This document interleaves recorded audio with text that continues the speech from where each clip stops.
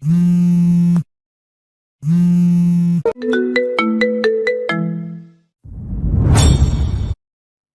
কারো স্পর্শ পেতেই গা শিরশির করে উঠল প্রাপ্তির। চোখে ঘুমের সাগর এসে ভর করায় চোখ খুলতে পারছে না। রাজ্যে বেশ হয়েছে এটা বুঝতে বাকি নেই। এত রাতে তার ঘরে কারোর আসা সম্ভব নয়, কিন্তু স্পষ্ট বুঝতে পারছে কেউ তার ঘাড়ের উপর নিঃশ্বাস ফেলছে। চোখ খুলতে চাচ্ছে কিন্তু পারছে না, চিৎকার করছে কিন্তু গলা দিয়ে আওয়াজ বের হচ্ছে না। ব্যক্তিটির হাত তখন প্রাপ্তির সারা শরীরে স্পর্শ করছে। একটা সময় পর তাকে আষ্টে পৃষ্ঠে জড়িয়ে ধরেছে। প্রাপ্তি আপ্রাণ চেষ্টা করছে নড়তে, এই বাঁধন থেকে বের হতে চাইছে কিন্তু পারছে না। অজানা ব্যক্তিটি কে? সকাল 7টা। ঘুম ভাঙতেই প্রথমেই আশেপাশে নজর ঘোরালো প্রাপ্তি। না, কেউ ঢোকেনি তার ঘরে। দরজাটা ভেতর দিয়ে বন্ধ, শুধু তার পাশের বিছানার চাদরটা খানিকটা কুচকানো। এই বাদে কোনো পরিবর্তন লক্ষ্য করে না। বেশ কিছুক্ষণ মাথাটা দুহাত দিয়ে চেপে বসে থাকলো। রাতে যা হয়েছে তা কি স্বপ্ন ছিল? তবে কি সে ঘরে ছিল? মাথাটা বন্ধ বন্ধ লাগছে। শাওয়ার নিলে হয়তো ভালো লাগবে। ওয়াশরুমে আয়নার সামনে দাঁড়াতেই আটকে উঠল প্রাপ্তি। খেয়াল করে দেখলো তার গলার খানিকটা নিচে, বুকের ঠিক উপরে কিছুটা জায়গা লাল হয়ে আছে। তার মানে কি? ভয়ে হাত পা জমে গিয়েছে। বাস্তব এবং স্বপ্নের ভেতরে নিজেকে যেন আটকে ফেলেছে প্রাপ্তি। কিছুতেই বের হতে পারছে না। এই নিয়ে এই সপ্তাহে 3বার এমন হলো। শাওয়ার নেওয়ার পরও মনকে শান্ত করতে পারছে না কিছুতেই। ঘড়ির দিকে তাকাতেই দেখতে পেল ঘড়ির বড় কাঁটাটা 8টার উপর বসে আছে। 8টা বেজে গেছে। আবরারের খাবার সময় হয়ে এসেছে। তার সামনে যেতে না পারলেও লোকটাকে প্রতিদিন খাবার নিজের হাতে বানিয়ে খাওয়ায় প্রাপ্তি। শিকদার ভেলায় আজ 3 মাস হয়েছে বিয়ে হয়ে এসেছে সে। ছোটবেলায় বাবা মাকে হারিয়ে চাচাদের বাড়িতে মানুষ হয়েছে। 18 বছর হতে না হতেই চাচা চাচির ঘরে টানো বোঝা হয়ে গিয়েছিল।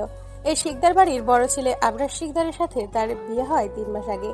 আবরার যেন নামেই প্রাপ্তির হাজবেন্ড। এ পর্যন্ত প্রাপ্তি তাকে দেখেনি, কারণ সে বরাবরই অসুস্থ থাকে। প্রাপ্তি যতটুকু শুনেছে, একবার তার অনেক ভয়াবহ একটি অ্যাক্সিডেন্ট হয়। অ্যাক্সিডেন্টের পর থেকে আবরার আর হাঁটতে পারেনি। তার শরীরের বেশ খানিকটা অংশ এবং মুখের বেশ খানিকটা অংশ পুড়ে গেছে। বাসর রাতে প্রথম প্রাপ্তির সামনে এসেছিল সে। সেদিন ঝড় বৃষ্টির রাত ছিল। খুব জোরে জোরে আকাশ ডাকছিল, বিদ্যুৎ চমকাচ্ছিল। এমনিতেই বিদ্যুৎ চমকানো প্রাপ্তির ভয় লাগে। প্রচুর গা ছমছম করছিল, তাই হুট করে আবরারকে দেখে ভয়ে চিৎকার করে উঠেছিল। তারপর থেকে প্রাপ্তির সামনে আসেনি আবরার। প্রাপ্তি তাকে ভালোভাবে দেখেওনি, বারবার ক্ষমা চেয়েছে, কিন্তু তাতে তার রাগ পড়েনি। যখনই প্রাপ্তির সাথে কথা বলে রুমের লাইট অফ করে তারপর কথা বলে, যাতে প্রাপ্তি তাকে না দেখতে পারে। এত কিছু জানার সত্ত্বেও প্রাপ্তি এই বিয়েতে রাজি হয় না। রাজি হতে বাধ্য হয়। চাচার ব্যবসা ভালো চলছিল না, প্রচুর টাকার প্রয়োজন ছিল। উপরে প্রাপ্তি যেন তাদের কাছে বোঝা হয়ে গিয়েছিল। তাই এই বাড়ির ছোট ছেলে অয়ন শিকদার মোটা অঙ্কের টাকা দিয়ে প্রাপ্তিকে নিজের ভাইয়ের দেখভালের জন্য কিনে নিয়েছিল। ভদ্র ভাষায় তার ভাইয়ের সাথে বিয়ে করতে বাধ্য করেছে। এই বাড়িতে শুধু এই 2 ভাই আর অনেক কাজের মানুষ রয়েছেন। প্রাপ্তি যতটুকু শুনেছে, আবরারের মা বাবা খুব ছোটবেলায় মারা যান। আরেকটি ভাইও আছে, কিন্তু সে এখানে থাকেন না। এই পরিবারের সবকিছু প্রাপ্তির অদ্ভুত লাগে। মনে হয় হাজারো রহস্য ঘিরে রয়েছে এই বাড়ির আনাচে কানাচে। প্রাপ্তির হাতের ভুনা খিচুড়ি আবরারের খুব প্রিয়। আজ শুক্রবার, তাই প্রাপ্তি ঠিক করলো সে খিচুড়ি রান্না করবে। রান্নাঘরে 3-4 জন কাজের মানুষ আছে। বড়লোক হওয়ার এটাই উপকার, নিজেদের কিছু করতে হয় না। কিন্তু প্রাপ্তির এই বিলাসিতা পছন্দ নয়, তাই নিজ হাতে সব করতে পছন্দ করে সে। রান্নার মাঝে মনে হতে লাগলো কেউ যেন ঘাড়ের উপর গরম নিঃশ্বাস ফেলছে। আচমকা এমন হওয়ায় ঘাবড়ে পেছনের দিকে সরে যায় প্রাপ্তি। পেছনে তাকিয়ে যা দেখলো তাতে আরো ভয়ে জমে গেল সে। এতক্ষণ অয়ন খুব নিখুঁতভাবে প্রাপ্তিকে পর্যবেক্ষণ করছিল। কখন যে ধীরে ধীরে প্রাপ্তির কাছে চলে আসে এটা নিজেও খেয়াল করেনি। প্রাপ্তির অয়নকে খুব ভয় লাগে। ওর চাহনি যেন বিপদের সংকেত দিতে থাকে, আবার নিজের দিকেও খুব আকর্ষণ করে। প্রাপ্তি কিছুতেই বুঝে ওঠে না এই লোকটার ভেতর কি এমন আছে যা প্রাপ্তিকে নিজের দিকে টানে। তুড়ির আওয়াজে ঘোর কাটে প্রাপ্তির। 3/4 প্যান্ট আর নীল টি শার্ট গায়ে, পকেটে হাত দিয়ে বাঁকা হাসি দিয়ে দাঁড়িয়ে রয়েছে অয়ন। ধীরে ধীরে প্রাপ্তির দিকে এগোতে থাকলে প্রাপ্তি পেছাতে থাকে ওয়ালের দিকে। রান্নাঘরের ওয়ালে পিঠ থেকে গেলে প্রাপ্তি থেমে যায়। ওদিকে অয়ন খুব কাছে চলে আসে প্রাপ্তির। কোমরে হাত দিয়ে হ্যাচকা টানে নিজের একেবারে কাছে নিয়ে আসে প্রাপ্তিকে সে। ভয়ে প্রাপ্তির চোখ বন্ধ হয়ে আসছে। মনে একটা ধুকপুকানি লেগে আছে। ঠিক ভুলের মাত্রা হারিয়ে ফেলেছে। কানের কাছে মুখ লাগিয়ে অয়ন বলতে থাকে, এভাবে পেট দেখিয়ে চললে কি পুরুষের মন জয় করা যায়? কে বলবে তোমার স্বামী মানে আমার ভাই অসুস্থ? তুমি কি ভাবো আমি কিছু বলছি না? সকাল সকাল এত রূপ দেখিয়ে কাকে বশ করতে চাইছো? তোমার মতো মেয়েরা যদি ন্যাংটা হয়ে আমার সামনে দিয়ে হেঁটে বেড়ায়, তাতেও এই অয়ন শিকদার পড়বে না। বলেই একরকম ধাক্কা দিয়ে রান্নাঘর থেকে বেরিয়ে পড়ল অয়ন। অয়নের এই খারাপ ব্যবহারগুলো একেবারে নিতে পারে না প্রাপ্তি। কি এমন পাকা ধানে মই দিয়েছে তার? সবকিছুতে শুধু কিভাবে প্রাপ্তিকে নিচে দেখাবে সেটাই যেন একমাত্র কাজ অয়নের। প্রাপ্তির চোখ থেকে টপ টপ করে পানি পড়ছে। নিজেকে শান্ত করতে চাইছে কিন্তু হয়ে উঠছে না। আজ হয়তো বাবা মা থাকলে এগুলো তার সহ্য করতে হতো না। অপরদিকে আবরারের রুমে বসে আছে অয়ন। অক্সিজেন লাগানো অবস্থায় শুয়ে রয়েছে আবরার। দিন পাঁচেক শরীরের অবস্থাটা ভালো নেই তার। ডক্টর ইহরাম হক বলে দিয়েছে আবরারের বেঁচে থাকার ইচ্ছেটুকু নেই। এ কারণেই তার রিকভারির চান্স খুব কম। আবরারের ডান হাত নিজের হাতের মুঠোয় নিয়ে চোখের পানি ফেলে দিল অয়ন। ভাই, তুমি কবে সুস্থ হবে? তুমি কি সত্যি আর সেরে উঠবে না? আজ যাদের জন্য তোমার এই হাল, আমি তাদেরকে নাকানি চোবানি খাইয়েছি। এখন মৃত্যুর জন্য অপেক্ষা করছে তারা। ভাই, তুমি ছাড়া আর কেউ নেই আমার। আবির খুব প্রেশার দিচ্ছে বোর্ড অফ গার্ডদের। ওর ধারণা ও চাইলেই কোম্পানির সিইও হয়ে যেতে পারে। আমি তা কিছুতেই হতে দেব না। যেটা তোমার সেটা তোমারই থাকবে। আর শিকদার পরিবারের সামনের উত্তরাধিকারী যাতে দ্রুত আসে, আমি সেই ব্যবস্থাই করছি। অয়ন বাবা, মেয়েটা তো সত্যিটা জানেই না। শিকদার বাড়ির বিশ্বস্ত লোকমানের কথাটা বলতে অয়নের চোখ মুখ কুচকে যায়। রাগে মাথার রক ফুলে উঠেছে। কঠিন গলায় বলে, ওই 2 টাকার মেয়ের সত্যিটা জানার প্রয়োজনও নেই। ওর কাজ আমাদের উত্তরাধিকারী দেওয়ার। যতদিন ভাই সুস্থতা প্রমাণ না হচ্ছে, ততদিন ওই মেয়েটাকে এ বাড়িতেই থাকতে হবে। কিন্তু ও তো একটা বাচ্চা জন্ম দেওয়ার টোল মাত্র। আপাতত অনেক কিছুই সামলাতে হবে। ওই টাকার লোভী মেয়েটাকে নিয়ে না ভাবলেও চলবে লোকমান কাকা। দরজায় কড়া নাড়ার আওয়াজে অয়ন চুপ করে যায়। বাইরে প্রাপ্তি দাঁড়ানো, হাতে সকালের নাস্তা। শুনছেন? আপনার খাবার এনেছি, আপনার যা যা পছন্দ সব বানিয়েছি। শুনছেন? প্রাপ্তির কথা শুনে লোকমান কাকাকে ইশারা করে অয়ন। দ্রুত লোকমান কাকা দরজাটা খুলে খাবারগুলো নিয়ে দরজা দিয়ে দেয়। প্রাপ্তিকে কোনো কথা বলার সুযোগটুকু দেয় না লোকমান কাকা। দরজা দিকে কিছুক্ষণ চেয়ে থেকে নিজের রুমে চলে যায় প্রাপ্তি। এটা তার নসিব। তার ভাগ্যে হয়তো সুখটা থাকে না। রাত 10টা। প্রাপ্তি বিছানা করে শুয়ে পড়েছে। সারাদিন অয়ন কিংবা আবরারের সাথে কথা হয়নি। একা একা রুমেই কাটিয়েছে। দরজাটা আটকিয়ে লাইট অফ করে শুয়ে পড়ে প্রাপ্তি। এবারই রহস্যগুলো মাথায় যেন একেবারেই ঢুকে না। প্রাপ্তি মাঝে মাঝে পালিয়ে যেতে মন চায়, কিন্তু যাওয়ার জায়গাও নেই। এখানে তবু আরামে আছে। চাচির বাড়ি চাচির মার সহ্য করার থেকে ঢের ভালো।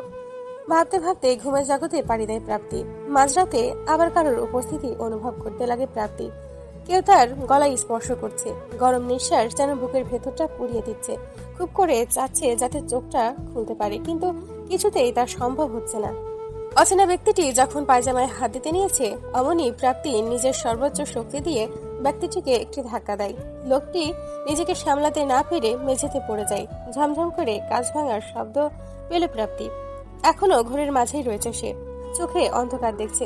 বাস্তবতা আর স্বপ্নের মধ্যে নিজেকে আলাদা করতে পারছে না। খুব কষ্ট করে হাতে ভর দিয়ে উঠে বসে প্রাপ্তি। ভয় করছে খুব তার। এই লোকটা কি চায়? কেন তাকে এভাবে মলেস্ট করছে? তাই এসব তার কল্পনা। নিজেকে আর ধরে রাখতে পারল না সে। বিছানাতে মাথা ঘুরিয়ে পড়ে গেল প্রাপ্তি। সকাল 9টা। ডাইনিং টেবিলে অয়নার প্রাপ্তি মুখোমুখি বসা। কাল রাতের ঘটনাগুলো বারবার নিজেকে ভাবাতে বাধ্য করছে প্রাপ্তিকে। রাতে কাঁচ ভাঙার শব্দ পেলেও সকালে কোনো কাছের টুকরো তো দূরে থাক, কিছুর অস্তিত্ব পায়নি। তবে কি ধীরে ধীরে পাগল হয়ে যাচ্ছে সে, নাকি আসলেই কেউ তাকে পাগল করার অদম্য চেষ্টা করে যাচ্ছে? অয়ন মিটিমিটি হাসছে আর নাস্তা করছে। প্রাপ্তির গলা দিয়ে যেন খাবার নামছে না। সত্যি মিথ্যার আড়ালে গুমড়ে গুমড়ে থাকছে সে। প্রাপ্তির অবস্থা দেখে মনে মনে বলতে লাগলো, আজ যাদের জন্য আমার ভাইয়ের এই হাল, আমি তাদেরকে শুধু আসলে ফেরত দেব। তুইও বাদ যাবি না। তোর মতো লোভী মেয়েকে কিভাবে শাস্তি দিতে হয় সেটা আমার খুব ভালো করে জানা আছে। প্রাপ্তিকে খাবার নিয়ে নাড়াচাড়া করতে দেখে অয়ন টিটকিরি সুরে বলল, আগে তো শুনেছি পচা গলা খাবার খাওয়া হতো, এই দামি খাবার বুঝি গলা দিয়ে নামছে না? বলে না কুকুরের পেটে ঘিস হয় না, এখন তো দেখছি ভিখারিদের ক্ষেত্রে তা প্রযোজ্য। এবার নিজেকে আর আটকে রাখতে পারল না প্রাপ্তি। চোখ জ্বলছে। এখনই যেন অশ্রুধারাগুলো চোখকে মুক্ত করে ঝরে পড়বে। চিৎকার করে বলতে লাগলো, হ্যাঁ ভিখারি তো, আমি ভিখারি। সব জেনে শুনে কেন এই ভিখারিকে নিজের ভাইয়ের জন্য পছন্দ করতে গেলেন? কেন আনলেন এই বাড়িতে? যদি আমাকে আপনার ভালো নাই লাগে তাহলে কেন আমার সামনে আসেন বলেন? আর আমি তো আপনার কেউ না। আমি ভিখারি না বললেও তাতে কি যায় আসে আপনার? আর একটা কথা মাথায় ঢুকিয়ে নিন, আমি ভিখারি বলেই একটা পঙ্গু মানুষকে বিয়ে করতে রাজি হয়েছি। পারলে আনন্দ কোনো বড়লোক খুঁজে দেখি সে আপনার ভাইকে বিয়ে করে কিনা। কথাটা শুনতেই অয়নের মুখের ভাব বদলে গিয়েছে, মুখ শক্ত হয়ে গেছে। তড়িৎ গতিতে এসে প্রাপ্তির গলা টিপে ধরে সে। অয়নের চোখে মুখে পশুত্ব যেন ফুটে উঠেছে। এক পর্যায়ে প্রাপ্তির দম বন্ধ হয়ে আসার জোগাড়। বাড়ির সব কাজের লোকগুলো দৌড়ে এসে অয়নের হাত থেকে প্রাপ্তিকে ছাড়ায়। আর কিছু সময় গেলে হয়তো এখানেই দম আটকে মারা যেত প্রাপ্তি। অয়ন ছাড়ার পর কিছুক্ষণ বড় বড় নিঃশ্বাস নেয় প্রাপ্তি। একটা কাজের মেয়ে দ্রুত পানির গ্লাস এগিয়ে দেয় তাকে। পানিটুকু এক নিমিষে ঢকঢক করে খেয়ে নেয়। এখনো প্রাপ্তির গা কাঁপছে, শ্বাস নিতে কষ্ট হচ্ছে। অয়নের অগ্নিদৃষ্টি এখনো শান্ত হয়নি। রাগের বশে দেয়ালে কিছুক্ষণ ঘুষি মেরে বাড়ি থেকে বেরিয়ে যায়। সন্ধ্যা 7টা। প্রাপ্তি আজ সারাদিন কিছুই খায়নি। এবাড়ির খাবার যেন বিষ লাগছে। পানিটুকু খেয়ে দিন কেটেছে তার। বারংবার অয়নের কথাগুলো মনে করে চোখ থেকে পানি পড়ছে। অয়নের প্রতি ঘৃণাটা আরো বেশি বেড়ে গিয়েছিল। নিজের ব্যাগ থেকে মা বাবার ছবিটা বের করে বিলাপ করে কাঁদতে লাগলো প্রাপ্তি। আমি কি অপদার্থ মা? কেন আমি ছেড়ে চলে গেলে? কি অপরাধ ছিল আমার? আচ্ছা, আমি কি জীবনে সুখ পাবো না? আল্লাহ বোধহয় সুখের বীজটা আমার ভাগ্যে দেয়নি। কষ্ট নিতে নিতে আমি যে আর পারছি না। বলতে বলতে কখন যে ঘুমিয়ে পড়েছে খেয়াল নেই। ঘুম ভাঙে দরজার ধামধাম করে ধাক্কা দেওয়ার শব্দে। এত জোরে জোরে ধাক্কা দিচ্ছে যেন দরজাটাই ভেঙে ফেলবে। চোখ কসলাতে কসলাতে ঘড়ির দিকে তাকালে দেখে ঘড়ির কাঁটা 1টার কাছাকাছি। এত রাতে কে আসতে পারে? কৌতূহল নিয়ে দরজার দিকে পা বাড়ে প্রাপ্তি। দরজা খুলতে না খুলতেই অয়ন ব্যালেন্স হারিয়ে প্রাপ্তির গায়ে ঢলে পড়ে। সারা গায়ে বিশ্রী গন্ধ, বসে যাচ্ছে। কোনো অ্যালকোহল বাদ দেয়নি সে। মাতাল অবস্থায় এত রাতে এই বান্দাকে নিয়ে কি করবে বুঝে উঠতে পারে না প্রাপ্তি। কাউকে ডাকতেও পারছে না, এই ভেবে যে মানুষ কি বলবে। দেওর রাত 11টায় ভাবির ঘরে ঢুকে ব্যাপারটা পাঁচকান হলে সবাই প্রাপ্তিকে দোষাবে, চরিত্র নিয়ে কথা তুলবে। তাই না পেরে নিজেই কোনো মতে অয়নকে বিছানা অবধি নিয়ে যায় প্রাপ্তি। কোনো মতে শুয়ে দিয়ে সরে যেতে নিলেই প্রাপ্তির হাত ধরে হাসকা টানে নিজের কাছে নিয়ে আসে অয়ন। মাতাল অবস্থাতেই বলতে লাগে, খুব কষ্ট দিয়ে ফেলেছি তাই না? তোমাকে দেখলে মুহূর্তের মধ্যেই আমার ভেতরে আগুন দাউ দাউ করে জ্বলতে থাকে। আবার তোমার কাছে এলেই আগুন শীতল হয়ে যায়। আমার যখনই মনে হয় তুমি আমার না, ইচ্ছে করে একেবারে খুন করে ফেলি তোমাকে। আবার যখন ভাইয়ের কথা মনে পড়ে পাগল পাগল লাগে। কি বলছেন? শুনছেন? আমি তো বুঝতে পারছি না কিছু। কি করেছি আমি? আচ্ছা, ভালোবাসা মানে কি কষ্ট? তুমি আমার ধীর বিষ, মৃত্যু নিশ্চিত জেনেও পান করতে চাই। তোমার উষ্ণতার ছোঁয়ায় নিজেকে হারাতে চাই। পর মুহূর্তে তোমার আসল রূপটা মনে পড়লেই জ্যান্ত কবর দিতে ইচ্ছে হয়। তোমার মায়াবী চেহারার পিছনে তোমার কালনাগিনীর চেহারাটা যে আমার চেনা। অয়নের কথাগুলো মাথার উপর দিয়ে যাচ্ছে প্রাপ্তির। অয়ন বিড়বিড় করে আরো কিছু বলল, যা প্রাপ্তির কানে আসলো না। প্রাপ্তি নিজেকে ছাড়িয়ে অয়নের গায়ে কম্বল দিয়ে দিল। এসির পাওয়ারটা বাড়িয়ে বারান্দার দিকে পা বাড়ালো প্রাপ্তি। মাথায় অয়নের বলা কথাগুলো মাথায় জেঁকে বসেছে। উফ, এই লোকটা বিয়ের পর থেকেই শুধু বিরক্ত করছে। কি সমস্যা এই লোকের? কি বলে না বলে ঠিক নেই। প্রাপ্তির দৃষ্টি তখন বাইরের দিকে। সোডিয়ামের লাইটের রাস্তার ওই পাশে একটা মহিলা তার একটা ছোট্ট বাচ্চা নিয়ে শুয়ে আছে। উদ্বাস্ত হয়েও মাটা তার বাচ্চাকে আগলে রেখেছে। প্রাপ্তির মুহূর্তে নিজের ছোটবেলার কথা মনে পড়তে লাগলো। একটা সময় তার মা তাকে এভাবে আগলিয়ে রাখতেন, কিন্তু এটা তার পোড়া কপাল। কারোর হাতে কিছুই নেই। ফজরের আজানের সময় ঘুম ভাঙে প্রাপ্তির। নিজেকে বারান্দায় আবিষ্কার করে সে। ধীর পায়ে উঠে রুমের দিকে রওনা দেয় সে। বিছানার দিকে নজর যেতেই খেয়াল করলো অয়ন বেঘুরে ঘুমাচ্ছে। কতটা নিষ্পাপ লাগছে ছেলেটাকে, যেন নিজের সাদা মনে ধূলিকণাটাও জমতে দেয়নি। এই সুন্দর নিষ্পাপ চেহারার পেছনে একটা শান্ত পশু লুকিয়ে থাকে। কখন যে সেটা কাউকে শেষ করে দিবে কেউ বলতে পারে না। ভাবনা চিন্তা বাদ দিয়ে নামাজ পড়তে যায় প্রাপ্তি। সকাল 10টা। মুখের উপর ছিটা পানি পড়ায় অয়নের ঘুম ভেঙে যায়। চোখ খুলতেই দেখতে পায় এক রমণী, পরনে বেগুনি শাড়ি, খুব নিপুণভাবে নিজের চুল মুছে যাচ্ছে। সকালের স্নিগ্ধতা যেন চুয়ে চুয়ে পড়ছে। রমণীটা আর কেউ না, প্রাপ্তি। এক মুহূর্তের জন্য মনে হচ্ছিল তারা স্বামী স্ত্রী। প্রতিদিন সকালটা যদি এভাবে শুরু হতো। অজান্তেই ঠোঁটে একটা মুচকি হাসি চলে আসে অয়নের। সুখের মুহূর্তটা দীর্ঘস্থায়ী হতে পারল না। ফোনের শব্দে ঘোর কাটে অয়নের। রিসিভ করতেই অপর পাশ থেকে কানে আসে, যা করা দ্রুত করতে হবে। মুহূর্তে অয়নের মুখ শক্ত হয়ে ওঠে। ফোনের স্ক্রিনে নিজের আর আবরারের ছবি আলোকিত হতেই নিজের ভেতরের আশার কুড়িগুলোকে মেরে ফেলল অয়ন। নিজের মনকে নিজেই বলতে লাগে, ভাইয়ের আজকের পরিণতির জন্য ও দায়ী। ওর সম্মান নষ্ট করাই আমার একমাত্র উদ্দেশ্য। এক তীরে দুই পাখি মারাটাই আমার কাজ। আজ যেমন ভাই বাঁচার কোনো আশা খুঁজে পাচ্ছে না, এই কালনাগিনীর জীবনেও এমন দিন আনাটাই আমার লক্ষ্য। প্রাপ্তি তুড়ির আওয়াজে ঘোর কাটে অয়নের। শুনছেন, কখন থেকে ডাকছি? উঠে যখন গেছেনই এখন নিজের ঘরে চলে যান। আমি চাই না বাড়িতে আমাদের নিয়ে কোনো বাজে কথা উঠুক। যদি এতই নিজের রেপুটেশনের চিন্তা, তাহলে ঘরে ঢুকালোই বা কেন, আর আমাকে রাখলোই বা কেন? লোকমান কাকাকে বললেই হতো। সত্যি বলতে কি, শরীরের চাহিদা মেটাতে হবে তো। এসব মেয়ে নিজের স্বার্থের জন্য কতটা নিচে নামতে পারে তা আমার ভালো করেই জানা আছে। বলেই গটগট করে রুম থেকে বেরিয়ে গেল অয়ন। নিজের চোখে নিজেকে আরো ছোট মনে হতে লাগলো প্রাপ্তির। সত্যি তো, নিজেকে টাকার জন্য বিকিয়ে দিয়েছে সে। নয়তো এত অপমানের পরেও কেন এই শিকদার বাড়িতে পড়ে রয়েছে? অয়নের বিকট চিৎকার শোনা যাচ্ছে বাহিরে। রুম থেকে বের হতেই দেখে সবাই ছুটোছুটি করছে, ডাক্তার ডাকা হচ্ছে। সবাইকে ব্যস্ত দেখে কলিজায় কামড় পড়ে প্রাপ্তির। আবরের কিছু হয়নি তো? ঠিক তখনই পাশ থেকে শুনে কিছু কাজের লোক বলাবলি করছে। এই নিয়ে চাইরবার এরম যাই যাই অবস্থা হয়েছে। বলতে গেলে তো লোকটা মরাই, ছোট ভাইজান খালি খালি এত চেষ্টা করে। কথাগুলো কানে আসতে প্রাপ্তি দৌড়ে কাছে যেয়ে জিজ্ঞেস করে, ওনার কি হয়েছে? ওনার শরীর ভালো নেই? কি হয়েছে? এই মাত্রই তো বলছিলেন। আপনার এরকম 4 বার হলো, কি হয়েছে? আচমকা প্রাপ্তির প্রশ্নে ভাবাচাকা খেয়ে যায় কাজের লোকগুলো। আমতা আমতা করে বলে, জানি না। বলেই ইনিয়ে বিনিয়ে প্রাপ্তির সামনে থেকে সরে গেল তারা। প্রাপ্তি বুঝতে বাকি রইল না এদের মুখ দিয়ে কথা বার করানো যাবে না, তাই সিদ্ধান্ত নিল আবরারের ঘরে যেয়েই দেখবে কি হয়েছে। সময় নষ্ট না করে আবরারের ঘরের দিকে পা বাড়ালো প্রাপ্তি। আবরারের ঘরের বাইরে চিন্তিত মুখে অয়ন হাঁটাহাঁটি করছে। মাথায় বিন্দু বিন্দু ঘাম জমেছে, ফর্সা চেহারাটা টেনশনে মলিন হয়ে আছে। অয়ন প্রাপ্তির সাথে এ যাবৎকালে ভালো করে কথা বলেনি, তাই প্রাপ্তি খুব ভয় পায় অয়নকে। তাও বড় একটা নিঃশ্বাস ছেড়ে জিজ্ঞেস করলো, কি হয়েছে ওনার? ভেতরে এত ডাক্তার কেন? সরুন, আমি ভেতরে যাব। প্রাপ্তি অনেকটা জিদের বসেই ভেতরে যাবার জন্য পা বাড়ায়। অমনি হ্যাঁচকা টানে পেছনে নিজের সামনে এনে দাঁড় করায় অয়ন তাকে। ডান হাতটা পেছনে মুচড়ে আটকে রাখে। ছাড়ানোর চেষ্টা করেও অপারক প্রাপ্তি। প্রচন্ড জোরে চেপে ধরায় হাতের আঙুলের ছাপগুলো পড়ে যায়। অয়নের চোখ থেকে যেন আগুন বের হচ্ছে। দাঁতে দাঁত চেপে বলতে লাগে, ভাইয়ের এই অবস্থার জন্য দায়ী তুমি। এখন আসতো ভালো শাস্তে না? এত আদিক্ষেতা পাও কোথায়? মানে আমি কি করেছি? ন্যাকামি করবি না। এখানে আসতে বলেছি তোকে, কেন এসেছিস? লোকমান কাকা, লোকমান কাকা। অয়নের পাগলামি যেন বেড়েই চলেছে। প্রাপ্তির হাত ছেড়ে লোকমান কাকাকে ডাকতে থাকে। প্রাপ্তি না পেরে চেঁচিয়ে ওঠে, আপনার সমস্যা কি?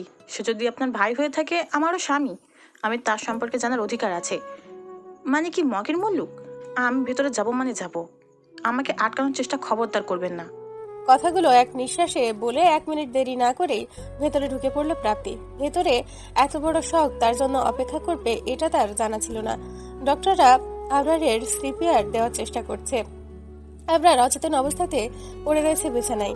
প্রাপ্তির অতর্কিত ভাবে ঢুকে যাওয়া কিছুতেই আটকাতে না পারায় অয়নও তার পিছু পিছু রুমে ঢুকে। এই দৃশ্যটি প্রাপ্তি ঠিক কিভাবে নিবে বুঝে উঠতে পারছে না অয়ন। প্রাপ্তি ফ্যালফ্যাল করে বেশ কিছুক্ষণ আবরারের দিকে তাকিয়েছিল। একটা সময় ধীর পায়ে এগিয়ে গেল তার কাছে। এ তো তার স্বামী। গলার স্বরটুকু সে শুনেছে, আর তাকে দেখেছে সে। নিজেকে কিছুতেই ধরে রাখতে পারছে না। আসলেই তো অয়ন তো একটা কথা ভুল বলেনি। সে সত্যি এই 3 মাস এই লোকটার কোনো যত্ন নেয়নি, তার দায়িত্ব এড়িয়ে গেছে। আজ লোকটাকে এভাবে পড়ে থাকতে দেখে নিজের মনে অনুতাপের পোকাগুলো কুড়ে কুড়ে খাচ্ছে। ধীর পায়ে এগিয়ে আবরারের হাতটি ধরে নিচে বসে পড়ে। অশ্রুধারা যেন থামতেই চাইছে না, শুধু মনে একটাই বাক্য চলছিল, আপনাকে ভালো করে দাও আল্লাহ। আমি স্ত্রীর সকল দায়িত্ব পালন করবো ইনশাআল্লাহ। দৃশ্যটি কারোর মনে ছুরিঘাত করছিল। সে আর কেউ নয়, সে অয়ন। নিজেকে বুঝ দেওয়ার বাক্যটুকু নেই।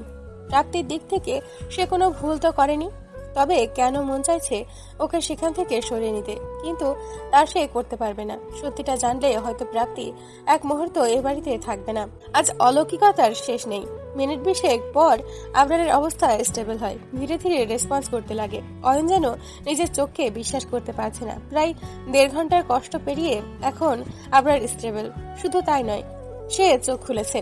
তবে কি সে এখনো প্রাপ্তিকে ভালোবাসে? সে কি প্রাপ্তির অস্তিত্বের আভাস পেয়েছিল? বিকেল 4টা, স্টাডি রুমে বসে আছে অয়ন। সকালের ঘটনা এখনো মাথায় ঘুরছে। আবরার 6 মাস পর আজ চোখ খুলেছে। এই দিনটার জন্য অপেক্ষায় প্রহর গুনত অয়ন, অথচ আর যেন কিছুতেই মনকে শান্ত করতে পারছে না। আবরারের অবস্থা ইমপ্রুভ করছে। ডক্টর বলেছে খুব দ্রুত আবরার ঠিক হয়ে যাবে। খবরটা যতটা খুশি ততটাই ভয়ের, কারণ নিজের মাঝে যে গোপন রহস্য লুকিয়ে রেখেছিল তা সবার সামনে চলে আসবে। অবশ্য তাতে কারোর কোনো ক্ষতি হবে না। এসব ভাবতে ভাবতেই অতীতের পাতাগুলোর সামনে ভেসে উঠল অয়নের। আজ থেকে 6 মাস আগে একটা অ্যাক্সিডেন্টে কোমায় চলে যায় আবরার। যদিও অ্যাক্সিডেন্টটা একটা ষড়যন্ত্র ছিল, তবে সেদিনে গাড়ি নিয়ে হাইওয়েতে ড্রাইভ করার কারণ ছিল আবরারের ভগ্ন হৃদয়। দীর্ঘ 3 বছরের ভালোবাসার মানুষটি তাকে ধোঁকা দিয়েছিল। অনলাইন ভালোবাসা তাকে ভালোবাসার উপর থেকে বিশ্বাস উঠিয়ে ফেলেছিল। অ্যাক্সিডেন্টের পর শিকদার কোম্পানির প্রেসিডেন্সি বজায় রাখতে বলেছিল। আবরারের কিছু ফিজিক্যাল ড্যামেজ বাদে কিছুই হয়নি, ধীরে ধীরে সুস্থ হয়ে যাবে। অয়ন তখন আবরারের ভঙ্গরে সবার সামনে আসে আর খোঁজ খবর লাগিয়ে জানতে পারে প্রাপ্তি সেই মেয়ে যে আবরারকে কষ্ট দিয়েছিল। প্রথমে বিশ্বাস না করলেও পরে ঠিকই বিশ্বাস করে। প্রাপ্তিকে শাস্তি দেওয়া অয়নের উদ্দেশ্য, তাই আবরার সাথে প্রাপ্তিকে বিয়ে করে সে। কিন্তু এখন তার কাছে সব ধোঁয়াশা লাগছে। যদিও বিয়েটা তার কাছে কোনো মূল্য নেই, তবুও বুকে চিনচিন ব্যথাটা রয়ে গেছে। নিজেকে শান্ত করতে না পেরে রান্নাঘরের দিকে পা বাড়ায় অয়ন। রান্নাঘরে আবরারের জন্য স্যুপ বানাচ্ছিল প্রাপ্তি। এক মুহূর্তের জন্য মনে হচ্ছিল দৌড়ে প্রাপ্তিকে জড়িয়ে ধরতে পারলে হয়তো শান্তি লাগতো তার। ধীরে ধীরে প্রাপ্তির দিকে এগিয়ে যেতে থাকলে কি মনে করে নিজেই থেমে যায়। মস্তিষ্ক আর মনের যুদ্ধে আহত সৈনিকের ন্যায় ঠায় দাঁড়িয়ে থাকে অয়ন। স্যুপ বানিয়ে পেছনে ফিরতে খানিকটা ভয় পেয়ে যায় প্রাপ্তি। অয়ন মাথা নিচু করে দাঁড়িয়ে আছে। যে ভাই নিজের বড় ভাইয়ের জন্য জীবনটাও বাজিয়ে ধরতে পারে, অথচ আজ পরাজিত সৈনিকের মতো দাঁড়িয়ে আছে, যেখানে আবরারের অবস্থা ভালোর দিকে। কিছু লাগবে? প্রাপ্তির কথায় মাথা তুলে বেশ কিছুক্ষণ তার চোখের দিকে তাকিয়ে থাকে অয়ন। আজ অয়নের চোখে কোনো ক্ষোভ দেখতে পাচ্ছে না প্রাপ্তি, বরং কিছু চাপা কষ্ট বুকের মাঝে আগলে রাখার প্রমাণ দিচ্ছে এই চোখজোড়া। প্রাপ্তি অয়নের কাছ থেকে কোনো উত্তর না পেয়ে আবার জিজ্ঞেস করে, কি হয়েছে আপনার? কিছু লাগবে? প্রাপ্তির প্রশ্নে উত্তর না দিয়ে আচমকা তাকে জড়িয়ে ধরে অয়ন, যেন ছেড়ে দিলেই হারিয়ে যাবে। অয়নের পাগলামি আগেও দেখেছে প্রাপ্তি। এই বান্দার কাজের যে কোনো ঠিক ঠিকানা নেই খুব ভালো করেই জানা তার, তাই শান্তভাবেই নিজেকে ছাড়ানোর চেষ্টা করতে লাগলো সে। অয়ন বেশি কিছুক্ষণ জড়িয়ে ধরে একটা কথাই বলল, নিজেকে পরাজিত লাগছে।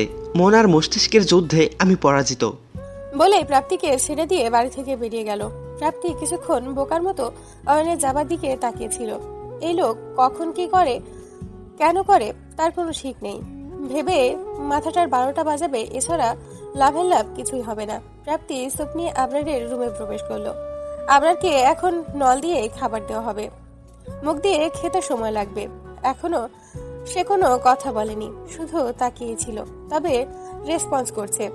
ঘুমের ওষুধ দিয়ে ঘুম পাড়িয়ে রেখেছে তাকে। কি এমন হলো যে এতটা খারাপের দিকে চলে গেল বুঝতে পারছে না প্রাপ্তি।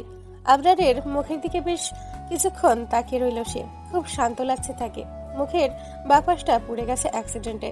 যতদূর শুনেছিল আবরারের 60% শরীর পুড়ে গিয়েছিল। এ যাবৎ 4 বার সার্জারি হয়েছে।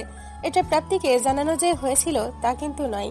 এবাড়ির কাজের লোকেদের কানাঘুষাতে সে জানতে পারে। এই জন্য হয়তো বাসরাতের দিনে এত ভয় পেয়েছিল।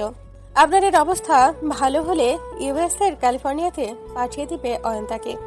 প্রাপ্তির এসব কিছুই জানা নেই, জানার সুযোগ সে কখনো পায়নি আর চেষ্টাও করেনি। আজ নিজেকে বড্ড অপরাধী লাগছে। এই লোকটার দেখভাল তার দায়িত্ব ছিল, অথচ সে কিছুই করেনি। এসব ভাবতে ভাবতেই আবরারের পাশে ঠাই বসে থাকে সে। রাত 8টা, স্থান জার্মান ক্লাব গুলশান। একের পর এক হুইস্কির বোতল শেষ করে যাচ্ছে অয়ন। মনকে শান্ত করাটা দুষ্কর হয়ে পড়েছে। এমনটা হোক এটা তো এতদিন দোয়া করত। তবে আজ কি হলো? নিজের আবেগগুলো কেন আজ বেসামাল হয়ে পড়েছে? তবে কি ভেতরে থাকা বড় কঠিন হৃদয় উষ্ণতার আভা পেয়েছে? তার কাঠিন্য হৃদয়ে কি তবে অনুভূতির বীজ রোপিত হয়েছে? লিভারটা তো খেয়ে ফেলবি রে, এভাবে মদ খেলে। আর কত খাবি? পাশে বসতে বসতে সামি বলে ওঠে। সামি অয়নের খুব বিশ্বস্ত বন্ধুদের একজন।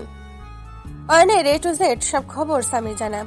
আজ অয়ন মুখে কিছু না বললেও সামি খুব ভালো করেই জানে অয়নের মন যে খারাপ এবং সে নিজের সাথে নিজেই যুদ্ধ করে চলেছে।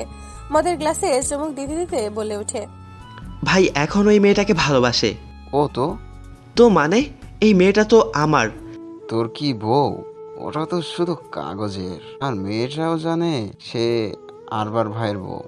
আর তুই তো ওকে অন্য একটা কারণে বিয়ে করেছিলি। নাকি এখন তোর লক্ষ্য বদলে গিয়েছে? নাকি তুই এখন মেয়েটাকে ভালোবাসিস? কি যা তা বলছিস? আমি কিছুই বলছি না। তোর মনে খবর তো তুই জানবি। আমি তো যা দেখতে পারছি তাই বলছি। তোর আজ খুশি হবার কথা, অথচ তুই আজ মদ খেয়ে নিজের কষ্টটাকে লুকাচ্ছিস। কেন কষ্ট হচ্ছে? এজন্য না যে ভাই যদি জানে তোর ভালোবাসাকে তুই বিয়ে করেছিস তখন তোকে ভুল বুঝবে। এজন্য যে তুই যাকে বিয়ে করেছিস সে তোর ভাইয়ের ভালোবাসা। তোর ফালতু কথা শোনার বিন্দুমাত্র ইচ্ছে আমার নেই। তাই হ্যাঁ, আমি ওই মেয়েটাকে বিয়ে করেছি, ওর প্রাপ্য শাস্তি তাকে দিতে পারি। তাহলে দে। মা নাকে করেছে। ভাই তো ভাই এখন অসুস্থ, তার জন্য কোথাও না কোথাও মেয়েটা কিন্তু দায়ী। আর আমাদের হাতে সময় কিন্তু নেই বললেই চলে। দুর্বলতা খুব খারাপ জিনিস। কারোর প্রতি দুর্বল হয়ে গেলে সে লক্ষ্য থেকে নিজেকে সরিয়ে ফেলে। বাকিটা তোর ওপর। স্বামীর কথাগুলো যেন অয়নের ওষুধের ন্যায় কাজ করেছে। সত্যি তো, তার ভাইয়ের অবস্থার জন্য প্রাপ্তি দায়ী। প্রাপ্তি তার প্রাপ্য শাস্তি তো পেতেই হবে। রাত 11টা। আজ কাজের লোকদের হাতে খাবার প্রাপ্তি খায়নি, নিজেই রান্না করেছে। রান্না শেষে খেয়ে খাবারগুলো গোছাচ্ছিল। হুট করে অয়নের কথাটা মনে পড়ে। লোকটা সেই বিকেলে বেরিয়েছিল, এখনো বাড়ি ফিরেনি। আচ্ছা, লোকটা খেয়েছে তো? পর মুহূর্তে চিন্তাটা ঝেড়ে ফেলে দিল মাথা থেকে। ওর চিন্তা করার লোকের অভাব নেই।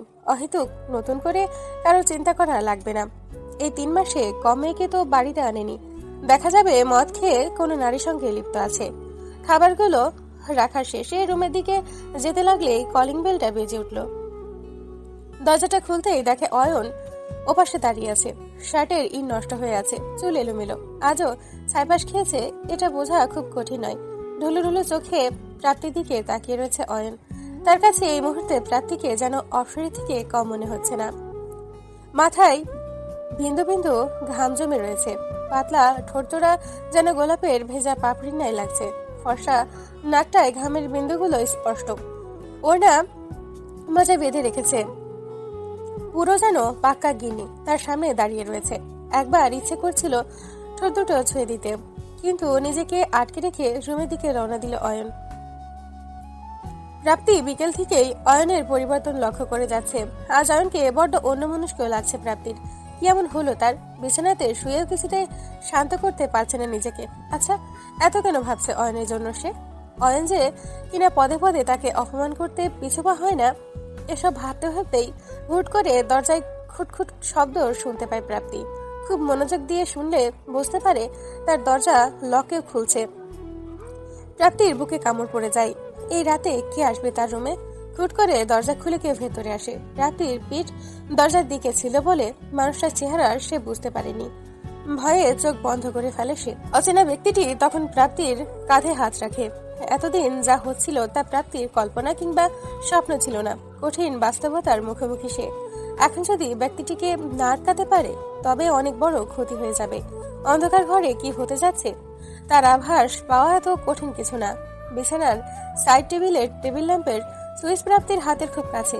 লোকটি যখন প্রাপ্তিকে গভীরভাবে স্পর্শ করার কাজে মেতে ওঠে তখনই সুইচটা লাগিয়ে দেয় প্রাপ্তি। দেরি না করে সর্বোচ্চ শক্তি দিয়ে লোকটিকে ধাক্কা মেরে বিছানা থেকে উঠে পড়ে। টেবিল ল্যাম্পের আলোয় যা চোখে পড়লো তাতে খুব বড় ধাক্কা খায় প্রাপ্তি। এত রাতে আমার রুমে কি করছেন আপনি? ঘড়ির কাঁটা 3টা ছুঁই ছুঁই। মুখোমুখি বসে আছে প্রাপ্তি আর অয়ন। হ্যাঁ, অচেনা ব্যক্তিটি আর কেউ নয়, অয়ন। অয়ন ভেবেছিল প্রতিদিনের মতো ঘুমের ওষুধের ডোজ কাজে দিবে এবং প্রাপ্তি ঘুমের অতল গভীরে থাকবে, কিন্তু আজকে প্রাপ্তি খাবারটা নিজে বানিয়ে খেয়েছে। এটা অয়নের জানা ছিল না।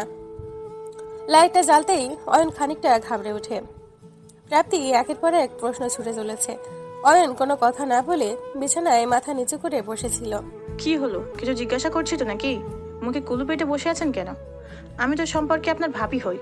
অন্তত আমার সম্মানের কথাটুকু না ভাবেন, নিজের ভাইয়ের কথাটুকু তো ভাববেন। নাকি সেটা ভাবার প্রয়োজনীয়তা বোধ করেন না?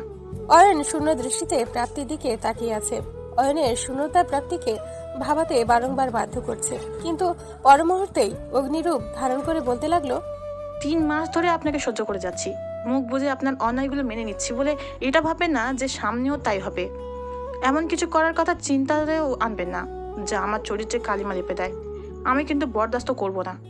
আমার চোখের সামনে থেকে বের হয়ে যাবেন, এবং এই মুহূর্তে। আপনি নির্লজ্জ জানতাম, কিন্তু এতটা নিজ কল্পনায়ও আসেনি। এতদিন আমার সাথে যা যা হতো তার মানে তা আপনি করতেন। আমি নিজেকে পাগল ভাবতে লেগেছিলাম আপনার জন্য। আমি যে একটা কথাও ভুল বলছি না তা আপনি খুব ভালো করে বুঝতে পারছেন। কি হলো, মুখে কথা নেই কেন আজ? আপনি আসলে সব লোক দেখানো করেন, এই যে ভাইকে ভালোবাসা, এসব নাটক।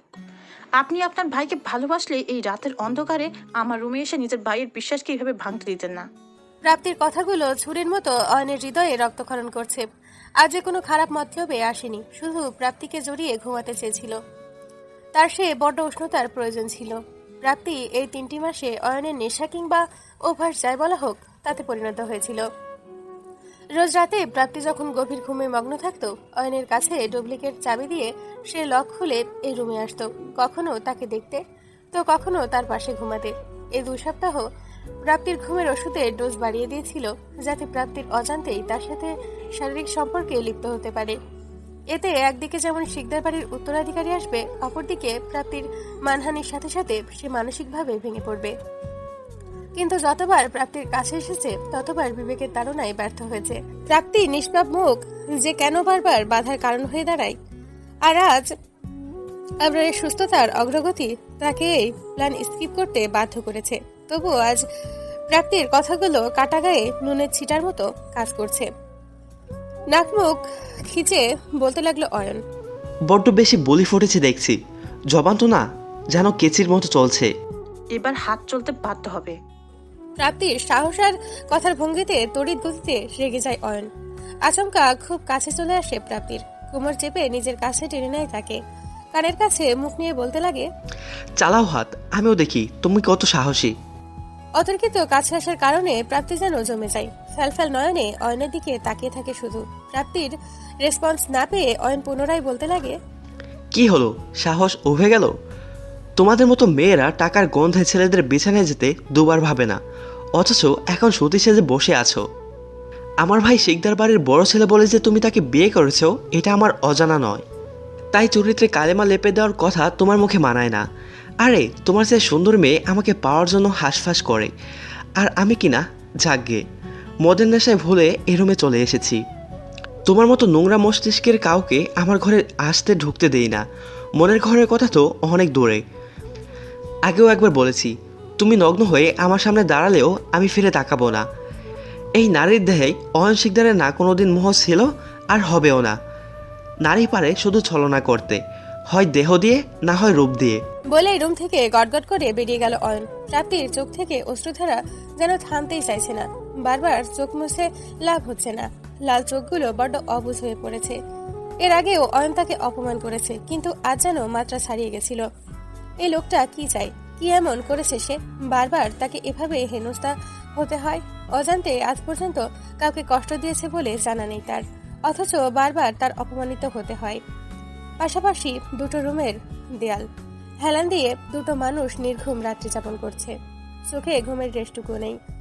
একজনের চোখে পানির বাদ মানছে না, তো আরেকজনের সুপ্ত কষ্টগুলো অ্যালকোহল আর নিকোটিনের আড়ালে মাটি চাপা দিচ্ছে। সকাল 8টা। ডাইনিং টেবিলে মুখোমুখি নারী ও পুরুষ। গতকালের ঘটনার পর এখন অবধি তারা কেউ কারোর সাথে কথা বলেনি। সকালে আবরারের রুমে একবার ঢু দিয়েছিল। লোকমান কাকা জানিয়েছে উনি ঘুমাচ্ছেন, তাই প্রাপ্তি কথা বাড়ায়নি। ডাইনিং টেবিলে আসতে না আসতেই অয়নের সাথে দেখা। মুখ খিচিয়ে নাস্তা করতে বসে প্রাপ্তি। অয়নের চোখে নিচের কালি আর লাল চোখ দুটি নির্ঘুম রাত কাটানোর প্রমাণ দিচ্ছে। নাস্তা করার মাঝখানে অয়নের ফোন বেজে ওঠে। নামটি দেখে মেজাজ বিগড়ে যায় অয়নের। না চাওয়ার সত্ত্বেও ফোন রিসিভ করে সে। ওপাশ থেকে কিছু বলতেই চোখ মুখ শক্ত হয়ে যায় তার। ফোন রাখার পর প্রাপ্তিকে বলে ওঠে, তুমি কাল থেকে ভার্সিটি যাওয়া শুরু করবে। আমি? হ্যাঁ। কেন, কোনো অসুবিধা? না তা নয়, কিন্তু আমি পড়াশোনা ছেড়েছি বছর হবে। ইন্টারের পর আর সুযোগ হয়ে ওঠেনি। সেটা সমস্যা নেই, আমি দেখে নিব। ভাইয়ের বউ মূর্খা হলে তো সমস্যা। আর দাদিমা চাচ্ছিলেন তোমার নামে কিছু শেয়ার লিখে দিবেন। দাদিমা? আমাদের যিনি পেলেছেন তিনি একেবারেই চান না ভাইয়ের পজিশন অন্য কারোর হাতে যাক। আমি কালকেই এইটার একটা ব্যবস্থা করে দেব। রেডি হয়ে থাকা হয় যাতে। ঠিক আছে। তোমার কাকা তোমাকে বেশ কিছুদিন ধরে দেখতে চাইছিলেন। আমার মনে হয় তোমার যাওয়া উচিত। চাচা বাড়ির কথা শুনে ভয়ে জড়সড় হয়ে ওঠে। প্রাপ্তির এবছর 20 বছর হতে চলেছে। প্রাপ্তির বাবা সলেমান শেখ ছিলেন খুব নামকরা ব্যবসায়ীদের একজন। শেখ মার্কেন্টাইল অ্যান্ড কোম্পানির তখন রমরমা অবস্থা। একদিন স্ত্রী মেয়েকে নিয়ে চট্টগ্রামে যাচ্ছিলেন। হাইওয়েতে আচমকা একটা ট্রাক সামনে চলে আসে। ব্রেক তৎক্ষণাৎ কাজ না করায় গাড়িটি পিষে ফেলে ট্রাক। শেখ সাহেব এবং তার স্ত্রী জায়গায় মারা যান। অবস্থার প্রতিকূলতার কারণে আগেই সোমা শেখ প্রাপ্তিকে গাড়ি থেকে বাইরে বের করে দেন, যার ফলে আজ প্রাপ্তি জীবিত। সোলেমান শেখের মৃত্যুর পর তার ছোট ভাই খোকন শেখ তার কিছু সম্পত্তি নিজের নামে করিয়ে নেন, কিন্তু ঝামেলা বাঁধে অন্যখানে। সোলেমান শেখ তার অবর্তমানে সব সম্পত্তি প্রাপ্তির নামে দিয়ে যান এবং প্রাপ্তি 20 বছর হলেই এই অ্যাসেটগুলো তার নামে ট্রান্সফার হবে। এই কারণগুলোর কারণেই বাধ্য হয়ে প্রাপ্তির দেখভাল খোকন শেখ করেন, কিন্তু ব্যবসা কিছুতেই অনুকূলে আনতে পারে না। অসৎ উপায়ে কোনো কিছুতে বরকত হয় না। শেষমেশ বাধ্য হয়ে তিনি আবরার শিকদারের বিয়ে দিতে রাজি হন টাকার লোভে। প্রাপ্তির ভালো করেই জানা কেন তার চাচা তাকে দেখতে চাইলেন, যাতে ছলে বলে বাকি সম্পত্তি হাতিয়ে নিতে পারেন। আমি ও বাড়িতে যাব না। কেন? তোমার চাচা তো তোমাকে মেয়ের মতন ভালোবাসে, তো যেতে না চাওয়ার কারণ কি? আমি যাব না, ব্যাস। অহেতুক জোর কেন করছেন? বলেই উঠে যায় প্রাপ্তি। অয়নের খটকা লাগে কিন্তু কিছু বলে না। অয়ন নাস্তা করে আবরারের রুমে যায়। আবরার তখন চোখ মেলে শুয়ে আছে। অয়ন আবরারের পাশের চেয়ারটা টেনে সেখানে বসে। আবরারের ক্যানোলা লাগানো হাতটা আলতো করে নিজের হাতে নিয়ে বলে, ভাই, তুই ওই মেয়েটাকে খুব ভালোবাসিস তাই না? তাই তো আমার এত ডাকেও তুই সাড়া দিসনি, অথচ ওর কাছে আসতেই তুই রেসপন্স করতে লাগলি। ভাই, আমাকে ক্ষমা করে দিস। একটা ভুল করে ফেলেছি আমি, তবে আদৌ ভুল কিনা সেটা জানি না। তুই তাড়াতাড়ি সুস্থ হ, অনেক হিসাব মিলানো বাকি আছে। এই সময় অয়নের ফোনে কল আসে। মোবাইলের স্ক্রিনের দিকে তাকালে দেখতে পাই অয়নের অ্যাসিস্ট্যান্ট রিয়াদ ফোন করেছে। ফোনটা রিসিভ করতে বলে ওঠে, স্যার একটা নিউজ ছিল। বলো, কি news? Sir, IB sir board of ডিরেক্টরদের হাত করতে শুরু করেছেন। তাড়াতাড়ি কিছু না করলে সমস্যা হবে। আর ছোট ম্যাডামের ব্যাপারে কিছু বলার ছিল। ছোট ম্যাডামের আইডিটা আবার অ্যাক্টিভেট করা হয়েছে এবং আগের মতোই ছেলেদের সাথে ফ্লার্ট করা হচ্ছে। তুমি কিভাবে জানলে? স্যার, বিগত এক সপ্তাহে আমার সাথে প্রায় দিন 5-6 ঘন্টা চ্যাট হয়েছে। আচ্ছা, আমি রাখছি। রিয়াদের ফোন রাখার পর থেকে এই বিষয়টা অয়নের প্রচন্ড ভাবাতে থাকে।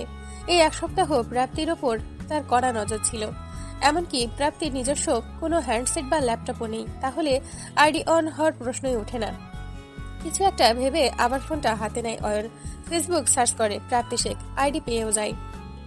রিয়াদ মিথ্যা বলেনি, আইডি সবকিছু লক করা, সুতরাং ফ্রেন্ড রিকোয়েস্ট অ্যাকসেপ্ট না করলে কিছুই বোঝা যাচ্ছে না। কিছু একটা ভেবে ফ্রেন্ড রিকোয়েস্ট পাঠালো অয়ন। এখন শুধু সময়ের অপেক্ষা। হাতে নাতে প্রমাণ পেলে জানতেও কবর দিতেও পিছু পাওয়া হবে না অয়ন। কিন্তু কেন যেন মনে হচ্ছে প্রাপ্তি হয়তো নির্দোষ। আচ্ছা, এমন কি হতে পারে না যে প্রাপ্তির আইডি অন্য কেউ চালায়? হতেই পারে, কিন্তু সেটা হয়ে থাকলে কে সে যে প্রাপ্তির আইডি দিয়ে ছেলেদের প্রেমের জালে জড়িয়ে হৃদয় ভাঙার মতো অপরাধ করে? আর এতদিন প্রাপ্তিকে বিনা অপরাধে শাস্তি কি তবে অয়ন দিচ্ছিল? না, আর ভাবতে পারছে না, ভাবতে কষ্ট হচ্ছে। সন্ধ্যা 7টা। প্রাপ্তির ভর্তির সকল কাজ করে মাত্র হাত পা ঝাড়া দিল অয়ন। আজ একই সাথে অনেক কাজ হয়েছে, একটু চা খেতে পারলে মন্দ হতো না। লোকমান কাকাকে খবর দিতে যাচ্ছিল, অমনি দৌড়াতে দৌড়াতে লোকমান কাকা স্টাডিতে প্রবেশ করলো। কি হয়েছে? তুমি হাঁপাচ্ছ কেন? বড় বাবা। কি হয়েছে ভাইয়ের? লোকমান কাকার মুখে আবরারের কথা শুনে প্রচন্ড ভয় পেয়ে যায় অয়ন। লোকমান কাকা খানিকক্ষণ দম নিয়ে বলতে লাগে, বড় বাবা কথা বলছে। কি সত্যি? হ্যাঁ অয়ন বাবা, আমি নিজের কানে শুনেছি। আপনি ডাক্তারকে কল করুন, আমি দেখছি। বলেই আবরারের ঘরে ছুট লাগায় অয়ন। অয়নে যেন বিশ্বাসই হচ্ছে না, সত্যি আবরার কথা বলছে। আবরারের ঘরে প্রবেশ করতেই অয়ন খেয়াল করলো আবরার বিছানায় শুয়ে হাত ইশারা করছে। ধীর পায়ে কাছে যেতে মৃদু স্বরে বলে ওঠে, অয়ন। আজ 6 মাস পর আবরারের মুখে নিজের নাম শুনে অয়ন নিজেকে আর ধরে রাখতে পারেনি। এই একটাই তো ভাই, তার সে একই সাথে তার বাবা এবং মা। নিজেকে সামলিয়ে আবরারের পাশে বসলো সে। আবরার শুধু মুচকি হেসে অয়নের দিকে তাকিয়ে রয়েছে। অয়নের চোখ ছলছল করছে, এখনই যেন অশ্রুধারা চোখগুলোকে মুক্ত করে ঝরে পড়বে। নিজেকে সামলিয়ে বলে উঠল, আজ আমি পৃথিবীর সব থেকে সুখী মানুষ। আমার থেকে সুখী বোধ হয় আর কেউ নেই। এখন ফাইনালি আমি রিলিফ পাবো ভাই। রাত 10টা। অয়ন আবরারের রুম থেকে বের হয়েছে। ডক্টর বলেছে আবরারের ওষুধ কাজ করছে, কিন্তু একটা ছোট অপারেশন করতে হবে, তাহলে আগের মতো কথা বলতে পারবে। আবরার শুধু অয়নের নাম উচ্চারণ করার পর আর কোনো কথাই বলেনি, তবে এখন সে তার হাত পা হালকা নাড়াতে পারছে। অয়ন চাচ্ছে আবরারকে এখনই ইউএসএ পাঠিয়ে দিতে, তাহলে হয়তো আরো ইমপ্রুভ করবে আবরার। ফোনে নোটিফিকেশনের আওয়াজ কানে আসতেই ফোনটা হাতে নিল অয়ন। নোটিফিকেশনটা দেখে মুচকি হেসে প্রাপ্তির রুমের দিকে রওনা দিল অয়ন। রুমে নক করার প্রায় 10 মিনিট পর প্রাপ্তি দরজা খুলল। এত রাতে অয়নকে নিজের সামনে দেখে খানিকটা ঘাবড়ে যায় প্রাপ্তি। কাল রাতে যা হয়েছে তারপরে অয়নের সাথে জরুরি কোনো ব্যাপার বাদে কোনো কথা হয়নি। আমতা করে বলে ওঠে, এত রাতে? ভেতরে আসতে পারি? কেন? কিছু কথা ছিল। ভয় নেই, কিছু করব না। আচ্ছা আসুন। কিছু ফর্ম এনেছি, নাম পূরণ করা লাগবে, কালকে ভর্তি। আরেকটা কথা, তুমি নাকি আঁকা আঁকি ভালো করো, তাই ফাইন আর্টস এর ফর্ম তুলেছি। তোমার ভালো না লাগলে অন্য কিছু চুজ করতে পারো। প্রাপ্তির ছোটবেলা থেকে আর্ট খুব ভালো লাগে। শুধু তাই নয়, রুমে সারাদিন বসে বসে কিছু না কিছু আঁকাআঁকি করতে থাকে। অয়নের 3 মাসে বেশ কয়েকবার তা লক্ষ্য করেছে। প্রাপ্তি অবাক নয়নে তাকিয়ে আছে অয়নের দিকে। এই লোকে তার পছন্দ অপছন্দ জানার কথা না, তাহলে কিভাবে জেনেছে? আপনি কিভাবে জানলেন আমি আঁকাআঁকি ভালোবাসি? ইচ্ছে থাকলে সব জানা যায়। আচ্ছা, তোমার মোবাইল নেই তাই না? আমার তো কারোর সাথে যোগাযোগের প্রয়োজন হয় না, তাই আমি মোবাইল রাখি না কাছে। একটা ছিল, হারিয়ে গেছে। আচ্ছা, আমি কালকে তোমাকে মোবাইল কিনে দেব। লাগবে না, আমার জন্য অহেতুক। এখন তো আর বাসায় থাকা হবে না, তাই বলছিলাম, এতে আমারও টেনশন কম হবে। আচ্ছা, আপনারা কেমন আছেন? ভাইকে আমি কিছুদিনের জন্য ইউএস পাঠিয়ে দেব। ওমা, কেন? ভাইয়ের কিছু অপারেশন করা লাগবে। ওখানে একা? সেটা নিয়ে চিন্তা করার কোনো দরকার নেই, আমি ম্যানেজারকে নিয়েছি। স্বামী আমার বন্ধু, ও যাচ্ছে। আচ্ছা, একটা কথা ছিল। জি বলেন। কোনো সময় যদি জানতে পারো তোমার সাথে কেউ খুব বড় অন্যায় করেছে, ধোঁকাবাজি করেছে, তুমি তাকে ক্ষমা করবে তো? জি, হঠাৎ এই কথা? এমনি জানতে ইচ্ছে হলো, করবে ক্ষমা? আমি ক্ষমা করার কেউ না, আর সত্যি বলতে এখন আর কিছু যায় আসে না। জীবনে কম ছলনার শিকার তো হয়নি। আমি এ ফর্ম পূরণ করে রাখবো, আপনি আসতে পারেন। অয়ন কথা বাড়ালো না। আজ নিজের ভুলের কারণে নিজেকেই পস্তাতে হচ্ছে। নিজের রুমে এসে গা এলিয়ে দিল সে। ফোনটা অন করে ফেসবুকে লগ ইন করতে মেসেজগুলো চোখে পড়লো। এর মধ্যে প্রাপ্তি শেখের মেসেজও চোখে পড়লো। মেসেজটা চোখে পড়তেই চোখ কুঁচকে ফেললো অয়ন। সারা রাত বেশ চ্যাট করে ফজরের দিকে ঘুমাতে চায় অয়ন। 1 সপ্তাহ পর আজ প্রাপ্তির প্রথম ক্লাস। এতদিন পর পড়াশোনা করতে যাচ্ছে, খুশি যেন ধরছে না। এই সপ্তাহে অয়নের অন্যরকম রূপ চোখে পড়েছে। শান্ত ভদ্র এমন অয়ন কল্পনার বাহিরে। সকালে নাস্তার টেবিলে বসে একথাই ভাবছিল। অয়নের তুড়িতে বাস্তবে ফিরে প্রাপ্তি। সামনে তাকাতেই দেখে সাদা শার্ট নীল জিন্স পরে দাঁড়িয়ে আছে সে। চুলগুলো কপালে পড়ে রয়েছে। ফর্সা মুখে খোঁচা খোঁচা দাড়ি যেন আরো আকর্ষণীয় করে তুলেছে তাকে। কি ভাবছো? আপনি কোথাও বের হবেন? তোমাকে পৌঁছে দেব, খাচ্ছ না কেন? ও, তাহলে গেটেই নামিয়ে দিয়েন, নয়তো।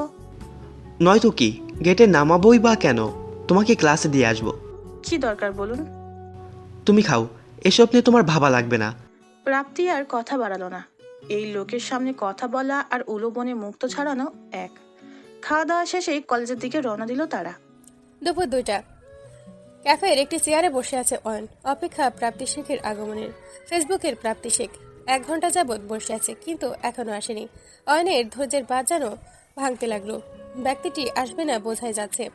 এখন আইপি অ্যাড্রেস ট্র্যাক করা ছাড়া কোনো উপায় নেই। অয়নের বুঝতে বাকি নেই যে আবরারের সাথে ধাপাবাজি করা লোকটি আর যে হোক প্রাপ্তি না। প্রাপ্তির ঘরে সিসিটিভি ক্যামেরা লাগিয়ে 24 ঘন্টা অবজার্ভ করেছে অয়ন। যখন প্রাপ্তি শেখ আইডির সাথে চ্যাট করত, তখন প্রাপ্তি ঘরে হয় ঘুমতো, না হয় কাজ করত। অয়নের সব বিষয়ে খোঁজ নিতেও ভুল হয়েছে। তা না হলে হয়তো আজ প্রাপ্তির চোখে নিজের জন্য ঘৃণা দেখতে পেত না। চেয়ার থেকে উঠতে যাবে তখন একজন রমণী তার সামনে এসে দাঁড়ালো। রমণীটিকে দেখে যেন মাটি থেকে জমি খসে গেছে। রমণীটি আর কেউ নয়, আবরারের ছোটবেলার বান্ধবী রাইসা। কালো শাড়ি পরিহিতা রাইসাকে দেখে মুহূর্তের জন্য খুব উত্তেজিত হয়ে পড়ে। প্রথমে ভেবেছিল রাইসার সে নাকি যে প্রাপ্তি সেজে সবার সাথে ছলনা করে যাচ্ছে। পরে নিজেকে শান্ত করে বোঝালো এটা অসম্ভব। যতদূর জানে রাইসার বিয়ে হয়ে গেছে, বিয়ের পর কানাডা চলে গিয়েছিল। আবরারও রাইসার বিয়ে নিয়ে খুব একটা খুশি ছিল না, কিন্তু রাইসাকে দেখে মনে হচ্ছে ও খুব খুশিতেই আছে। মা হতে চলেছে সে। অনেকটা উত্তেজিত ভাবে জিজ্ঞেস করে অয়ন, তুমি এখানে কবে এলে রাইসা আপু কানাডা থেকে? তাহলে আমায় এখনো মনে রেখেছিস তোরা? খুব কেক খেতে ইচ্ছে করলো তাই এখানে আসা। বুঝতে পারি? হ্যাঁ হ্যাঁ, বসো না। দোলাভাই কোথায়? তুমি একা যে? জানি না, আমি একাই এলাম। শুনলাম আবরার নাকি বিয়ে করেছে, খুব সুখী আছে না রে? আপু, তুমিও কি নিউজগুলো দেখো আর বিশ্বাস করো? না, বিশ্বাস করার কি আছে? না নেই, ভাই ইউএসএতে কিছু কাজে গেছে। ও বউকে নিয়ে গেছে বুঝি? না, ও দেশে। তোমার কথা বলো, আসলে কবে? আর এত বড় গুড নিউজ আমরা কেন জানি না? আমি কখনো যাইনি, আর খোঁজ করিসনি বলে জানতে পারিসনি। এটা এমন কিছুই না। আর গুড নিউজ আসতে বেশি দেরি নেই, 7.5 মাস চলে। কিন্তু তুমি তো। বিয়েটা আমি করিনি অয়ন। একটা মানুষকে ভালোবেসে অন্য কাউকে বিয়ে করাটা বোধহয় ঠিক হতো না। আর বিয়ের আগেই আমি এই জানের অস্তিত্ব টের পেয়েছি। ভালোবাসার স্মৃতিটাকে কিভাবে মুছে ফেলি বল? কি বলতো, মানুষটা আমার বিশ্বাসের মর্যাদা রাখেনি, সেটাই আমার কষ্ট নেই। আমি আমার বাচ্চাকে ঠিক নিজের মতো করে গড়ে নিব দেখিস। তোমার বাড়ির লোকজন জানে? বাবা আমার মুখ দেখে না 6 মাস হবে। তুমি আমাদের বলনি কেন? বলে কি হবে? আমরা এত পর বুঝি। যা আপন ছিল সে কথা রাখেনি, পরের কাছে কি চাইবো। তুমি এখন কোথায় আছো? এক বান্ধবীর বাসায়, একটা জব ম্যানেজ হয়ে গেছে, এভাবেই কাটছি। তোর সাথে দেখা হয়ে ভালো লাগলো। আচ্ছা আমি আসি। আবরার এলে একবার ওর সাথে দেখা হওয়াটা দরকার। আমাকে একটু জানাস কেমন? তুমি তোমার নাম্বারটা আমায় দাও, আর যে কোনো প্রয়োজনে আমাকে জানাতে ভুলবে না। সেভ করে নে। নম্বর সেভ করার জন্য মোবাইলের লক খুলতে প্রাপ্তি শেখের মেসেজ। তাতে লেখা, আপনি আমাকে কথা দিয়ে অন্য নারীর সাথে বসে রইবেন, এটা আমি আশা করিনি।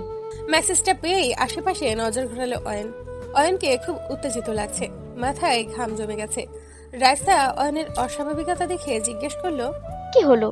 তুই এত উত্তেজিত কেন হয়ে যাচ্ছিস? কোনো সমস্যা?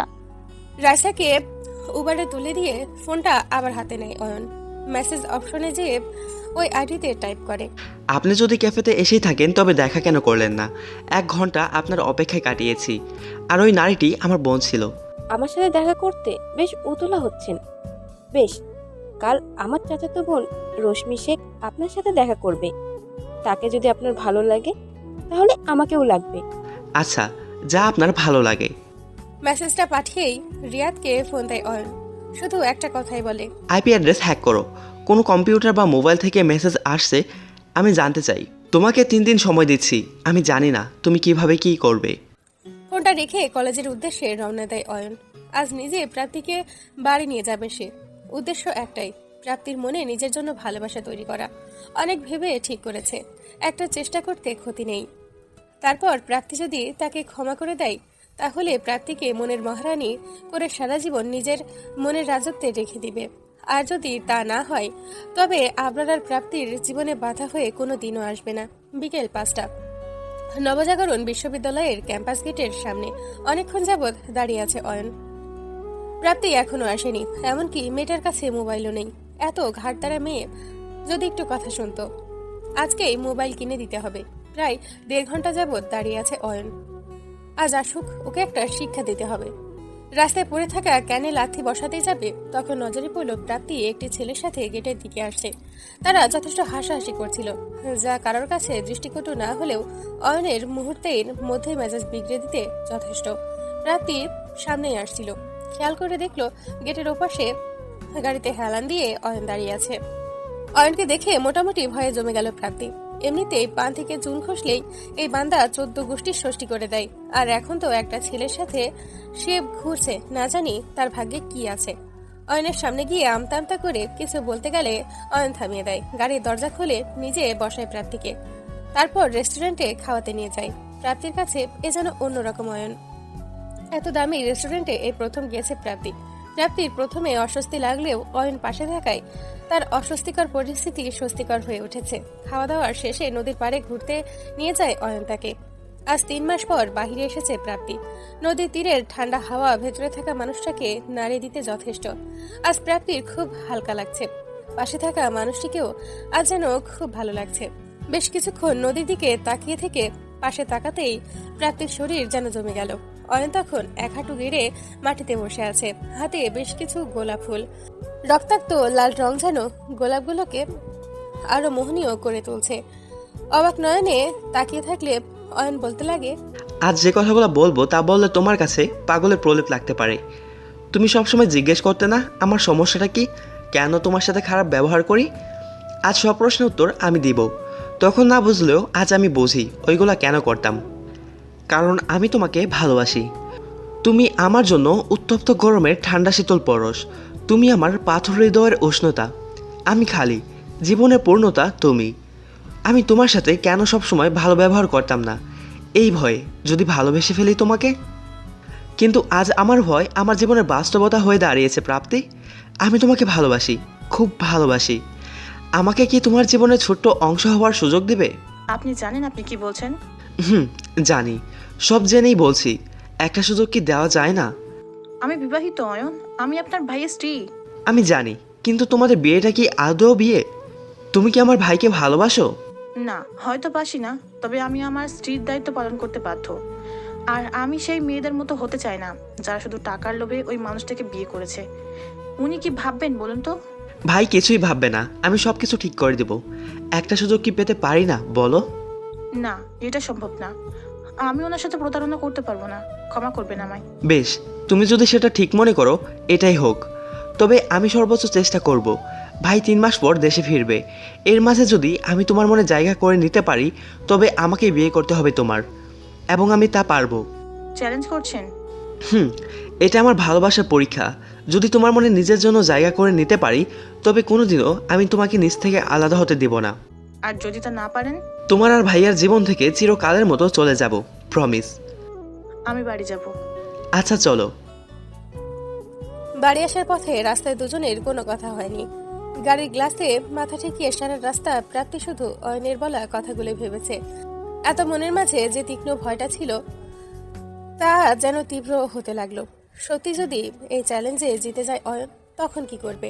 যত যাই বলুক না কেন, ভালোবাসা কখন কার প্রতি জন্মাবে তা বলা কঠিন। যত নিজেকে শক্ত রাখার চেষ্টা করা হোক না কেন, মনের ওপর কোনো কিছুরই জোর চলে না। হুট করে ব্রেক কষতেই হুঁশ ফিরে প্রাপ্তির। বাইরে তাকালে দেখতে পায় শিকদার ভিলার বাইরে দাঁড়িয়ে আছে গাড়ি। কোনো কথা না বলে সরাসরি বাড়ির ভেতরে চলে যায় সে। অয়ন তার যাওয়ার পানে তাকিয়ে থেকে একটি বড় দীর্ঘশ্বাস ছাড়ে। 2 সপ্তাহ পর সন্ধ্যা 7টা, হাবিলি রেস্টুরেন্ট উত্তরা। একটা টেবিলে বসে আছে অয়ন। আজ 2 সপ্তাহ প্রাপ্তি শেখ আইডি শুধু ঘুরিয়ে যাচ্ছে, আজ দেখা করবে কাল দেখা করবে। এই নিয়ে প্রায় 5 থেকে 7,000 টাকার গিফট তাকে পাঠানো হয়ে গেছে। আজ অবশেষে সে দেখা করতে রাজি হয়েছে। এখন শুধু সময়ের অপেক্ষা। কোন আইপি অ্যাড্রেস দিয়ে মেসেজগুলো পাঠানো হচ্ছে এটাও ট্র্যাক করা হয়ে গেছে। এখন শুধু ব্যক্তিটির আসার অপেক্ষা। কফির কাপে চুমুক দিতে দিতে একটা কণ্ঠস্বর শুনতে পেল অয়ন। পাশ ফিরে তাকালে একটি নীল শাড়ি পরিহিতা নারী দাঁড়িয়ে আছে। আপনি অয়ন শিকদার? জি, আপনি? আমি রোশনি শেখ। প্রাপ্তি আমাকে পাঠিয়েছে। এখানে বসা যাবে? জি, বসুন। আমাকে প্রাপ্তি পাঠিয়েছে আপনাকে এটা বলতে। সে আপনার সাথে দেখা করবে না। কেন? কারণ সে এখন আর আপনার প্রতি ইন্টারেস্টেড না। এটা প্রাপ্তি আজকের ব্যাপার না। ও এমন বড়লোকদের পটিয়ে পাটিয়ে টাকা গিফট এগুলো নেয়। আসলে এসব দেখেই বাবা ওকে একজনের সাথে বিয়ে দিয়ে দেন। আমি জানি না কে তিনি, তবে শুনেছি অসুস্থ একজন নাকি। যাকগে, আমি আপনাকে এগুলো বলতে এসেছি। এইসব নর্দমায় কেন মুখ দেন সত্যি বুঝি না। ভালো মেয়ে কি অভাব? এতক্ষণ চুপ করে বসেছিল অয়ন, কিন্তু প্রাপ্তি নামের বাজে কথা শুনে নিজেকে ঠিক রাখতে পারল না সে। একে তো নির্দোষ একটা মেয়ে যে জানেই না তার নামে ছেলেদের সাথে ছলনা করা হচ্ছে, ওপর থেকে তার নামে যা নয় তাই বলে যাচ্ছে। নিজেকে নিতান্তই শান্ত করে অয়ন জিজ্ঞেস করলো, প্রাপ্তি যদি বিবাহিত হয় তবে তার হাজবেন্ড খুব সহজেই এসব কথা জেনে যাবে। ওর হাজবেন্ড তো অসুস্থ, জানবেন কিভাবে? তোমাকে এখানে আসার কথা ওই কি জানিয়েছে? ওই আমাকে কালকে জানিয়ে ফোন করে। ফোন নাম্বারটা পেতে পারি? জি। ফোন নাম্বারটা পেতে পারি? বাংলা ভাষায় বলেছি। Phone number? খুব কি কষ্ট হয়ে যাবে ফোন নাম্বার দিতে? ইয়ে মানে আসলে কি বলেন তো, প্রাপ্তির সাথে আপনার বিগত 4 মাসে একবারও কথা হয়নি, তাই অহেতুক নাম্বার কোথায় পাবেন? প্রাপ্তির আগে একটা মোবাইল ছিল, আপনি কোনোভাবে সেই মোবাইলটা চুরি করেন এবং তারপর থেকে প্রাপ্তিকে নিচু করাতে ওই আইডি থেকে ছেলে ফাঁসানোর ধান্দা করেন। পরে এতে আপনার প্রেমময় মেসেজে অনেক বাঁকড়া ফাঁসতে থাকে, তাই এটা আপনার একটা নিত্যদিনের কাজ হয়ে যায়। সমস্যাটা হয় যখন প্রাপ্তির বিয়ে ঠিক হয়ে যায়, আপনি যেন কি করবেন ভেবে পাচ্ছিলেন না। তারপর 3 মাস আইডিটা বন্ধ থাকে, তারপর আবার 1 মাস হয়েছে আইডিতে অ্যাক্টিভ করেছেন আপনি। এসব কি বলছেন আপনি? আমি যে ভুল বলছি না তা আপনিও খুব ভালো করেই জানেন। এতদিন আমার সাথে প্রাপ্তির আগের নাম্বার দিয়ে আপনি কথা বলতেন, চ্যাট করতেন। এখন যখন দেখছেন আমি নাছর বান্দা, তখন আপনি আমার সামনে এসে হাজির হয়েছেন এবং প্রাপ্তির নামে যা নয় তাই বলছেন। আপনি কি আজে বাজে কথা বলছেন? আমি ভদ্র ঘরের মেয়ে। এবার মেজাজ তুঙ্গে উঠে গেল অয়নের। দাঁতে দাঁত চেপে বলতে লাগলো, এখন ভালোই ভালোই সব স্বীকার করে নেন, নয়তো পুলিশের ডান্ডায় সব ঠান্ডা হয়ে যাবে। আপনি এত কিছু জানেন কিভাবে? আপনি কে? আমি ওর হাজবেন্ড। তোমার এই কৃতকর্মের জন্য আমি ওই নিষ্পাপ মেয়েটাকে দিনের পর দিন কষ্ট দিয়েছি।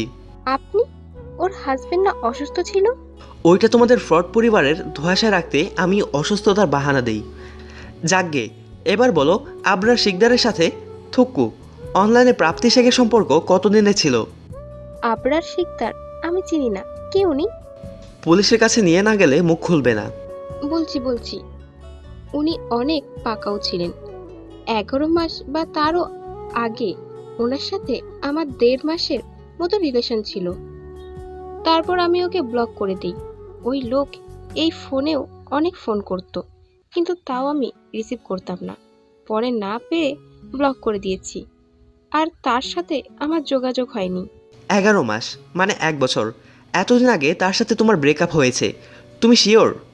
7 মাস আগে তোমার সাথে তার কথা হয়নি? হ্যাঁ, এতে আনসিওর হওয়ার কি আছে? না, হয়নি তার সাথে আর কথা। ঠিক আছে, আমি তোমাকে 2 ঘন্টা সময় দিচ্ছি। প্রাপ্তির আইডি যেন ডিঅ্যাক্টিভেট হয়ে যায়, আর যদি আমার চোখে পড়ে তো জেলের ঘানি টানার জন্য প্রস্তুত থাকবে তুমি। বলে গটগট করে ক্যাফের বাইরে চলে যায় সে। গাড়িতে উঠতেই একটি পিচ্চি গ্লাসে টোকা মারে। ভাই, ফুল নেবেন? তাজা বেলি ফুলেরও মালা আছে, ভাবিকে দিলে খুশি হয়ে যাইবে। সত্যি খুশি হবে তো? হ্যাঁ ভাইজান। দে তাহলে। মুচকি হাসি দিয়ে পিচ্চিটাকে বলে, এই নেন 15 টাকা। তুই এটা রাখ, আজ ভালো করে খাবি, ঠিক আছে? এইটা তো 1000 টাকা। রাখতে বললাম তো, এই মালাটা খুব দামি লোকের জন্য নিচ্ছি। বলে চোখ টিপ্পনি দিয়ে পিচ্চিটাকে 1000 টাকার নোট ধরিয়ে দিয়ে শিকদার ভিলার দিকে রওনা দেয় অয়ন। আজ তার মন খুব ভালো, এতদিনের প্রতারকটিকে সে ধরতে পেরেছে। তবে একটা সন্দেহ তার মনের মধ্যে ঘাপটি মেরে আছেই। আবরারের যদি এই নকল প্রার্থীর সাথে 1 বছর আগে ছাড়াছাড়ি হয়ে থাকে, তবে 7 মাস আগে সেদিন কেন এতটা তাড়াহুড়ো করে গাড়ি নিয়ে বের হয়েছিল? অয়ন জানতো সেদিন প্রার্থীর সাথে দেখা করতেই এতটা উত্তেজিত ছিল আবরার। না, এসবের জট আবরার ছাড়া কারোর পক্ষে ছাড়ানো সম্ভব নয়। ভাবতে ভাবতে একটা শাড়ির দোকানের সামনে দিয়ে যাচ্ছিল অয়ন, তৎক্ষণাৎ ব্রেক কষে সে। দোকানের পুতুলের গায়ে একটি কালো শাড়ি খুব ভালো করে চোখে পড়ে তার। বিয়ের এতদিন পরেও প্রাপ্তির জন্য কিছুই কেনা হয়নি অয়নের। কি মনে করে শাড়িটা কিনে নেয় সে। রাত 9টা। প্রাপ্তি তখন রান্নাঘরে রাতের খাবার রান্না করছিল। হঠাৎ কেউ কোমর জড়িয়ে ধরলে আটকে ওঠে সে। পেছনে ফিরতেই দেখে অয়ন তাকে জড়িয়ে ধরে আছে। খানিকটা ধাক্কা দিয়ে বলে ওঠে, লজ্জা করে না আপনার? এভাবে আমাকে ধরার অধিকার কে দিয়েছে আপনাকে? প্রাপ্তি, এভাবে বলছো কেন? আমি অন্য কারো স্ত্রী, ভুলে যাবেন না। আর কি জানি একবার বলেছিলেন, আমার মতো মেয়ে নগ্ন দাঁড়িয়ে থাকলেও আপনি নাকি ফিরে চাইবেন না। তবে কেন আমার কাছে এসেছেন? প্রাপ্তি, আমি তোমাকে ভালোবাসি। আপনাদের ভালোবাসা খুব ভালো করে জানা আছে। লাগবে না আমার এরূপ ভালোবাসা, যেখানে আমি শুধু অপমান পেয়েছি। আমি কতবার ক্ষমা চাইবো প্রাপ্তি? এই 2 সপ্তাহে কি আমার ভালোবাসা কোথাও বুঝতে পারোনি তুমি? এই দেখো, আমি তোমার জন্য এই শাড়ি আর মালা এনেছি, দেখো। কেন এনেছেন আমি বলেছিলাম? বলে শাড়িটা আর মালাটা ছুঁড়ে ফেলে প্রাপ্তি। আর এক মুহূর্ত না দেরি করে নিজের রুমে দরজা লাগিয়ে বসে থাকে। চোখের পানিরা বাদ মানছে না, না চাইতেও কেন এই লোকটার দিকে মনটা ঘুরে। সে তো অন্য কারোর বউ, কেন তবুও এই লোকটার রঙে মনটা রাঙাতে চায়। প্রাপ্তি দোটানার বেড়াজালে আটকে আছে, যার থেকে মুক্তির রাস্তা তার কাছে নেই। হঠাৎ ঘরে চিৎকার চেঁচামেচি শুরু হয়ে যায়। লোকমান কাকা অয়ন বাবা বলে চিৎকার করছে। প্রাপ্তি 1 মিনিট দেরি না করে অয়নের রুমের দিকে রওনা হয়। সেখানে যা দেখতে পায় তাতে মুহূর্তেই হাত পা জমে যায় তার।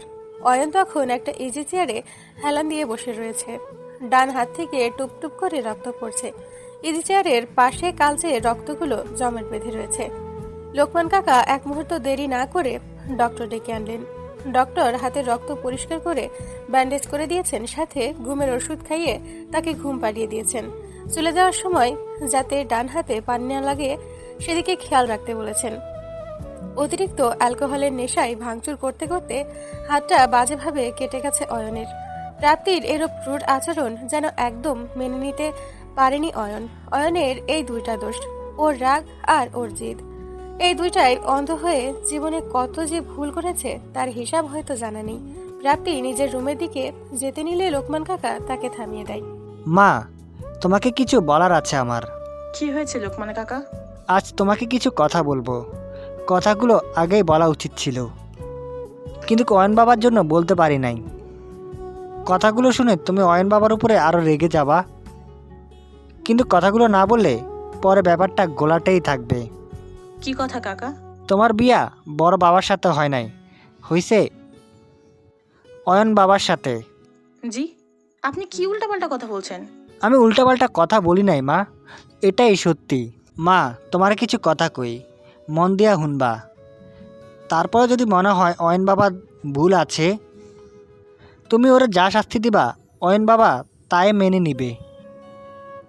বড় বাবা আর অয়ন বাবা আপন ভাই না। অয়ন বাবারকে দত্তক নিছিলেন ম্যাডাম, তারপর একটা অ্যাক্সিডেন্টে সাহেব আর ম্যাডাম মারা যান। তারপর বড় ম্যাডাম মানে দাদি নানি আবরার বাবা আবির বাবাকে আর নয়ন বাবাকে দেখাশোনা করে বড় করে। আবির আর আবরার বাবার বয়স 2 বছরের। বড় হলে আদমান বাবাকে সিও বানানোর সিদ্ধান্ত নেন বড় ম্যাডাম। অয়ন বাবা পালিত বলে তাদের মধ্যে গুনতেন না উনি, তাই আদমান বাবাই অয়ন বাবার সব কিছু ছিল। যেদিন আদমান বাবাকে সব কিছুর দায়িত্ব দিতে চান বড় ম্যাডাম, সেদিন অয়ন বাবা মনে মনে অনেক খুশি হচ্ছিলেন, কিন্তু এই খুশি টিকলো না। অয়ন বাবা হিংসার কারণে আবির বাবার নানা রকম ক্ষতি করার চিন্তা করেন। সেটা শাস্তি অবশ্যই অয়ন বাবা তারে দিছে। তারপর 7 মাস পরে আদমান বাবা একটা মায়ের সাথে দেখা করার জন্য গাড়ি নিয়ে বার হয়েছিল। তারপর আর কি, আবির বাবার কথায় একটা ট্রাক এসে একেবারে পিষে ফেলায়। তার ফলাফল তোমার সামনে। 6 মাস আদমান বাবা কুমায় ছিল। এত চিকিৎসা কোনো কাজে আসে না। এগুলো শুধু অয়ন বাবা আর বড় ম্যাডাম জানতো। বড় ম্যাডাম সিদ্ধান্ত নেয় আদমান বাবার এই ঘটনা দামাচাপা রাখবেন।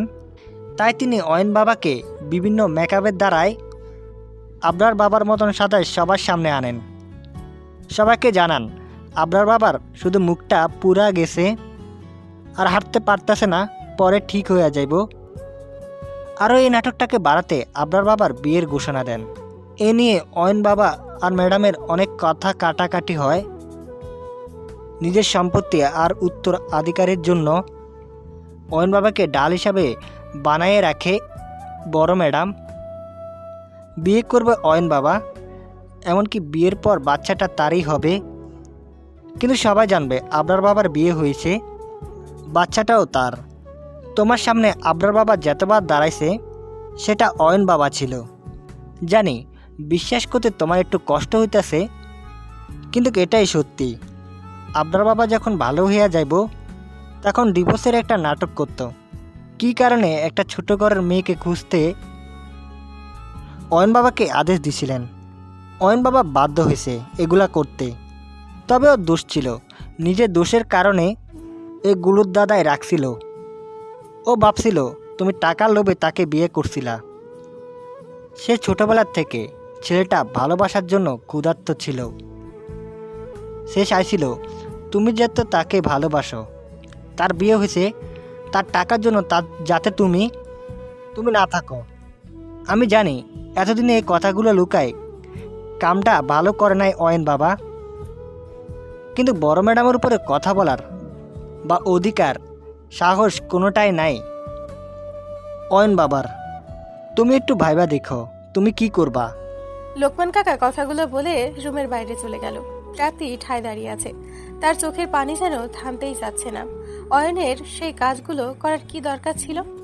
তাহলে দুজনকে এতটা কষ্ট পেতে হতো না। আজ হয়তো তাদেরও একটা সুখের সংসার থাকতো। একদিকে ভালোই হয়েছে, এতদিনের দোটানার অবসান ঘটল। মনটা হয়তো এ কারণেই এই মানুষটার দিকে ঘুরতো। এই মানুষটার কথা সারাক্ষণ ভাবতে চাইতো বেহায়া মনটা। শুধু সম্পর্কের মারপ্যাচে নিজেকে টিকিয়ে রাখতো প্রাপ্তি। আজ এই ধোঁয়াশাও পরিষ্কার হয়ে গেছে, কিন্তু এত সহজে এই লোকটাকে ক্ষমা করে দিলে তো হবে না, শাস্তি তো পেতেই হবে। প্রাপ্তি মনে মনে ফোন দিয়ে আটে কিভাবে অয়নকে শাস্তি দেওয়া যায়। এখন শুধু সকালের অপেক্ষা। সকাল 9টা, মুখে পানির ছিটা পড়তেই ঘুম ভেঙে যায় অয়নের। পিটপিট করে চোখ খুলতেই দেখে কালো শাড়ি পরে এক নারী দাঁড়িয়ে আছে অয়নের সামনে। এই শাড়িটাই কাল রাতে কিনে এনেছিল অয়ন। খুব নিপুণ করে চুল মুছছে সে। সকালের শুভ্রতা যেন নারীটি প্রতিটি কণায় জড়িত। নারীটা আর কেউ নয়, তার মায়াভূতি, তার প্রাপ্তি। প্রথমে মনে হয়েছিল এটা হয়তো কল্পনা, ঘুমের ওষুধ আর অ্যালকোহলের ঘোরে মিষ্টি স্বপ্ন দেখছে সে। সবচেয়ে আকর্ষণীয় লাগছে ঘাড়ের গাঢ় কালো তিলটি, খুব ছুঁয়ে দিতে মন চাইছিল। পরক্ষণে রাতের ঘটনাগুলো মনে পড়তেই মনটা ছোট হয়ে গেল। চোখ কষলে সামনে তাকালে দেখতে পাই রাগি রাগি চোখে প্রাপ্তি তার দিকে তাকিয়ে রয়েছে। জিজ্ঞাসু চোখে তাকাতেই বলে ওঠে, কি ভেবেছিলেন সুসাইডের নাটক করলে আমি পটে যাব? তুমি কল্পনা নও। কল্পনা হতে যাব কেন? সশরীরে দাঁড়িয়ে আছি। সকাল সকাল নেশা করেছেন নাকি? উঠুন উঠুন, বেলা হয়ে এসেছে। নবাব এখানে বসবস করে ঘুমাচ্ছে। আমার ক্ষুধা লেগেছে। ফ্রেশ হয়ে নিচে আসুন, খাবার রেডি। প্রাপ্তি, তোমাকে কিছু বলবো? আমি কিছু শুনবো না, এখনই ফ্রেশ হয়ে নিচে নামেন। বলে নিচে চলে আসে প্রাপ্তি। পেছনে ঘুরে তাকালে হয়তো অয়নের হতবাক চেহারাটা চোখে পড়ত। খুব হাসি পাচ্ছে তার। অপরদিকে প্রাপ্তির বদলে যাওয়া অয়নের মনে শত প্রশ্নের আবির্ভাব ঘটছে। ফ্রেশ হয়ে নিচে যেতেই চক্ষু চড়ক গাছ। আজ সকালের সব নাস্তা অয়নের পছন্দের। লোকমান কাকার দিকে চোখ পড়তেই তিনি নাসূচক মাথা নাড়ালেন। তার মানে প্রাপ্তি এসব রান্না করেছে। মা মারা যাওয়ার পর থেকে লোকমান কাকা ছাড়া অয়নের পছন্দ না পছন্দ কেউ খেয়াল রাখেনি। কি হলো, দাঁড়িয়ে আছেন কেন? এগুলো কি করছো তুমি? না, আসমান থেকে ডেলিভারি এসেছে। সোজা কথার সোজা উত্তর দিতে কি হয় তোমার? কিছুই হয় না, বসুন, বেঁধে দিচ্ছি। আজ বহুদিন পর তৃপ্তি করে খাবার খেয়েছে অয়ন। কাল রাতের ঘটনার পর প্রাপ্তিকে এভাবে দেখবে আশা করেনি। খাওয়ার মাঝে ফোনটা বেজে ওঠে। ফোনের স্ক্রিনে তাকাতেই রাইসা আপু নামটা ভেসে ওঠে। ফোন রিসিভ করতে উত্তেজিত হয়ে পড়ল অয়ন। অপর পাশ থেকে শুনতে পেল রাইসা ব্যথায় কাতরাচ্ছে। অয়ন উত্তেজিত হয়ে বলতে লাগলো, হ্যালো হ্যালো, কেউ কি শুনতে পাচ্ছেন? হ্যালো। কিছুক্ষণ পর একটা মেয়ে উত্তর দিল, আপনি কি অয়ন? রাইসার হুট করে পেন উঠেছে, আমি ওর বান্ধবী। আপনি কি একটু উত্তরে 11 নম্বরে আসতে পারবেন? ওকে হসপিটালে নিতে হবে হয়তো। ফোনটা রেখে তড়িঘড়ি করে বের হয়ে যাচ্ছিল অয়ন। পেছন থেকে প্রাপ্তি হাতটা টেনে ধরে বলল, কোথায় যাচ্ছেন? একটা কাজ পড়ে গেছে, আমার হয়তো আসতে দেরি হবে। আচ্ছা। আচ্ছা শোনো, জি। খেয়ে নিও ঠিক মতো, আমি চলে আসবো। বলেই অয়ন বেরিয়ে গেল। প্রাপ্তির মুখে না বললেও মনে মনে বড় চিন্তায় পড়ে গেল, কারণ অয়নের এভাবে হুট করে বেরিয়ে যাওয়াটা বড্ড অস্বাভাবিক লেগেছে প্রাপ্তির কাছে। রাত 8টা। আজ সারাদিন অয়নের একটা খোঁজ পায়নি প্রাপ্তি। নিজ থেকেও ফোন করেনি। এই ভেবে যে ও ব্যস্ত আছে হয়তো। ড্রয়িং রুমের সোফায় বসে নিজ মনে স্কেচ করতে করতে অয়নের কথাই ভাবছিল সে। বেশ কিছুক্ষণ পর খেয়াল করে দেখল নিজের আনমনে অয়নের চেহারাটাই এঁকেছে সে। প্রথম যেদিন অয়নকে দেখেছিল তখন সে সবে মাত্র এই বাড়িতে বউ হয়ে এসেছে। তখন জানতো না অয়ন তার স্বামী। ভুলবশত অয়নের রুমে ঢুকে পড়ায় কি ঝাড়িটাই না খেলো। তখন অয়নকে বড্ড বেশি ভয় পেত, ভয়ে কুকুরে থাকতো। এই বুঝি কি না কি বলবে। কিন্তু ধীরে ধীরে সেই ভয়টা অভিমানে পরিণত হলো। অভিমানটা কখন ভালো লাগা, তারপর ভালোবাসায় পরিণত হলো কে জানে। মনের বন্ধ দরজা ভেদ করে দিঘির পায়ে ভালোবাসার বীজ বুনে দিল লোকটা। লোকটার কথা বড্ড মনে পড়ছে তার। একটিবার ফোন দিলে কি খুব মন্দ হবে? হয়তো না। তাই লোকমান কাকার কাছ থেকে নাম্বার নিয়ে ফোন লাগালো অয়নের নাম্বারে। বেশ কিছুক্ষণ বাজার পর যখন ধরল না, প্রাপ্তির মনটা খারাপ হয়ে গেল। আচ্ছা, লোকটার কি সত্যি তার কথা মনে নেই? রাত 11টা। ডাইনিং টেবিলে খাবার নিয়ে বসে থাকতে থাকতে হাতের ওপর ঘুমিয়ে পড়েছে প্রাপ্তি। হঠাৎ কলিং বেলের আওয়াজে ঘুমটা ভেঙে যায় তার। চোখ কষলিয়ে দরজা খুলে দেখে অয়ন দাঁড়িয়ে আছে। চুলগুলো উস্কো খুস্কো, বড্ড বেশি ক্লান্ত লাগছে তাকে। সারাদিনে পেটে দানা পড়েছে কিনা সন্দেহ। প্রাপ্তিকে দেখেই বলে উঠল, বড্ড খিদে পেয়েছে, আমি ফ্রেশ হয়ে আসছি, একটু খাবার বেড়ে দিও প্লিজ। বলে রুমের দিকে চলে যায় অয়ন। প্রাপ্তির খানিকটা রাগও হলো। সারাদিন একটা খোঁজও নিল না লোকটা। কি এমন জরুরি কাজ ছিল? একটাবার ফোনটাও ধরা যায় না। রান্নাঘরে খাবারগুলো গরম করে ডাইনিং টেবিলে দেয় সে। ততক্ষণে অয়নও চলে আসে। খাবার বেড়ে দিতে দিতে বলল, সারাদিন কিছু খাওয়া হয়নি নাকি? না, আর বলবো না, সারাটা দিন এক বিন্দু বসার সুযোগ পাইনি। এত জরুরি কাজ ছিল বুঝি? তা তো ছিলই। জানা যাবে কি কি এমন করছিলেন? তুমি খেয়েছো রাতে? কথা পাল্টাচ্ছেন। তুমি না খেলে প্লেট আনো, একসাথে খেতে খেতে বলছি। আমার ক্ষুধা নেই। তা বললে তো হবে না, যাও প্লেট আনো একটা। জোর করছেন কেন? ক্ষুধা নেই বললাম তো। আচ্ছা বাবা, সরি, আর এমন করব না। কি কাজে গিয়েছিলাম তা শুনলে তুমিও রাগ করতে পারবে না। তাহলে বলেন, সারাদিন কি এমন কাজে ব্যস্ত ছিলেন যে ফোন করেও আপনাকে খুঁজে পাইনি? আমার এক আপু প্রেগনেন্ট ছিল। হুট করেই লেবার পেন উঠেছে, সাথে ব্লিডিং শুরু হয়। ও ওর বান্ধবীর সাথে থাকতো, তাই আমাকে ফোন করেছে। প্রেগনেন্সির 8 মাস চলছিল। হুট করেই লেবার পেন ওঠায় ঘাবড়ে গিয়েছিল। তারপর হাসপাতালে নিয়ে গেলাম। কমপ্লিকেশন ছিল অনেক। ডক্টর ভেবেছিল বাচ্চাটাকে বাঁচানো যাবে না, কিন্তু আলহামদুলিল্লাহ ছেলে হয়েছে। এখন আপুকে রুমে দিয়েছে। বাচ্চাটাকে প্রিম্যাচিউরিটির জন্য আইসিইউতে রাখা হয়েছে। এখন 72 ঘন্টা অবজারভেশনে রেখেছে। তুমি বলো ফোন ধরতাম কিভাবে? ওনার পরিবারের কেউ নেই? আর ওনার স্বামী? ভালোবাসা খুব বাজে জিনিস। মাঝে মাঝে ভুল মানুষকে ভালোবাসলে জীবনটা নরক হয়ে যায়। আর ভালোবাসার ধোঁকাটা মানুষকে জীবন্ত মেরে ফেলতে সক্ষম। আপুর ক্ষেত্রেও তাই। এই বাচ্চাটা না বাঁচলে আপুর বাঁচার আশাটুকু শেষ হয়ে যেত। আমাকে নিয়ে যাবেন তার সাথে দেখা করতে? কি সম্পর্কে যাবে তুমি? যেটা আমাদের সম্পর্কে সত্যতা, সেটা তো বদলানো যাবে না, সেই সম্পর্কেই যাব। আচ্ছা, আমাদের সম্পর্কটা কি প্রাপ্তি? মানে? আমি 2 সপ্তাহ আগে তোমার কাছে কিছু চেয়েছিলাম, তুমি কালকে সেটার উত্তর দিয়েছো। এরপরে আমাদের মাঝে ঠিক কী সম্পর্ক আছে প্রাপ্তি? আমাকে সত্যিটা বলে দিলে হয়তো আমি এত কঠোর হতাম না। আপনার কি মনে হয় না কোনো সম্পর্কের ভিত্তি হয় সেই সম্পর্কের সত্যতা? আমাদের সম্পর্কটা একটি মিথ্যে জালে জড়িত ছিল। আমি এতদিন আপনাকে একজন পরপুরুষ ভাবতাম। কাল লোকমান কাকা যদি আমার সত্যিটা না বলতো, তবে আজও আমি সেই মিথ্যের আড়ালে থাকা সত্যিটুকু জানতে পারতাম না। এবার বলুন, আমি কি আমার দিক থেকে ভুল ছিলাম? আমি কিভাবে আপনার প্রেম নিবেদনের উত্তর দিতাম? তুমি জানো সব। তুমি কি আমায় ক্ষমা করে দিয়েছো? বেহায়া মনটার সাথে যুদ্ধ করে ক্লান্ত আমি। বারে বারে আপনাকেই চাই, বারে বারে আপনার রঙে নিজেকে রাঙাতে ব্যস্ত সে। কি করব বলুন? প্রাপ্তির কথাটুকু শুনে চেয়ার ছেড়ে প্রাপ্তির সামনে এসে দাঁড়ায় অয়ন। হাঁটু গেড়ে নিচে বসে প্রাপ্তির হাত দুটো নিজের হাতের মুঠোয় নেয় সে। চোখে তার সুখের অশ্রুধারা। এ যেন জানান দিচ্ছে তার ভালোবাসা জিতে গেছে, আজ সে পরাজিত নয়। প্রাপ্তির চোখে চোখ রেখে বলে, আমায় ক্ষমা করে দাও প্রাপ্তি। তোমায় আমি অনেক কষ্ট দিয়ে ফেলেছি, তাই না? বিশ্বাস করো, ভরসা পাইনি। পরিস্থিতি আমাকে গোলকধারায় ফেলে দিয়েছিল। আজ আমার সামনে সব যেন পানির মতো পরিষ্কার। এই অয়নটা খুব খারাপ, খুব বেশি কষ্ট দিয়ে ফেলেছে তোমায়। কথা দিচ্ছি আর দিবে না। আমার মায়াবতীকে সব বিপদ থেকে বাঁচিয়ে রাখবো। দেখো, কখনো কষ্টের ছিটা তোমার গায়ে লাগতে দেব না। ভালোবাসি যে, বড্ড ভালোবাসি। আমিও যে এই জেদি রাগী খারাপ ছেলেটার প্রেমে পড়ে গেছি। আমার হাতে যে কিছুই নেই, যে মায়ায় জড়িয়ে আছি তা থেকে যে আমার নিস্তার নেই। বড্ড ভালোবাসি। এই দুনিয়ায় আমি বড্ড একা।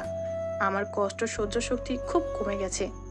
কথা দিন আর আমাকে জ্বালাবেন না, আমাকে একা করে দিবেন না। কথা দিন। কথা দিলাম মায়াবতী, আমি তোমাকে পৃথিবীর সব সুখ এনে দিব।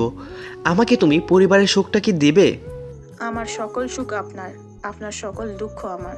বলেই অয়নকে জড়িয়ে ধরল প্রাপ্তি। অয়নও খুব যত্নে তাকে আগলে নিয়েছে। আজ দুটি হৃদয় একই সুতোয় বাঁধা পড়েছে। অয়ন পরম যত্নে প্রাপ্তিকে কোলে তুলে নেয়। নিজের রুমে বিছানার উপর বসিয়ে পরম আদরে প্রাপ্তির কপালে ভালোবাসার উষ্ণ ছোঁয়া দেয় সে। দুটি দেহ আজ তাদের মিলনে ব্যস্ত, দুটি হৃদয় আজ তাদের প্রাপ্য সুখ করাতে ব্যস্ত। এতদিনের মান, অভিমান, রাগ, কষ্টগুলো যেন সুখে তরিতে ভেসে যাচ্ছে। থাক না সাক্ষী হয়ে ঘরের সাদা দেয়াল, আকাশের ওই উজ্জ্বল চাঁদ আর নিঝুম রাত, তাদের মিলনের, তাদের ভালোবাসা পাক না পূর্ণতা। আজানের ধ্বনিতে ঘুম ভাঙে প্রাপ্তির।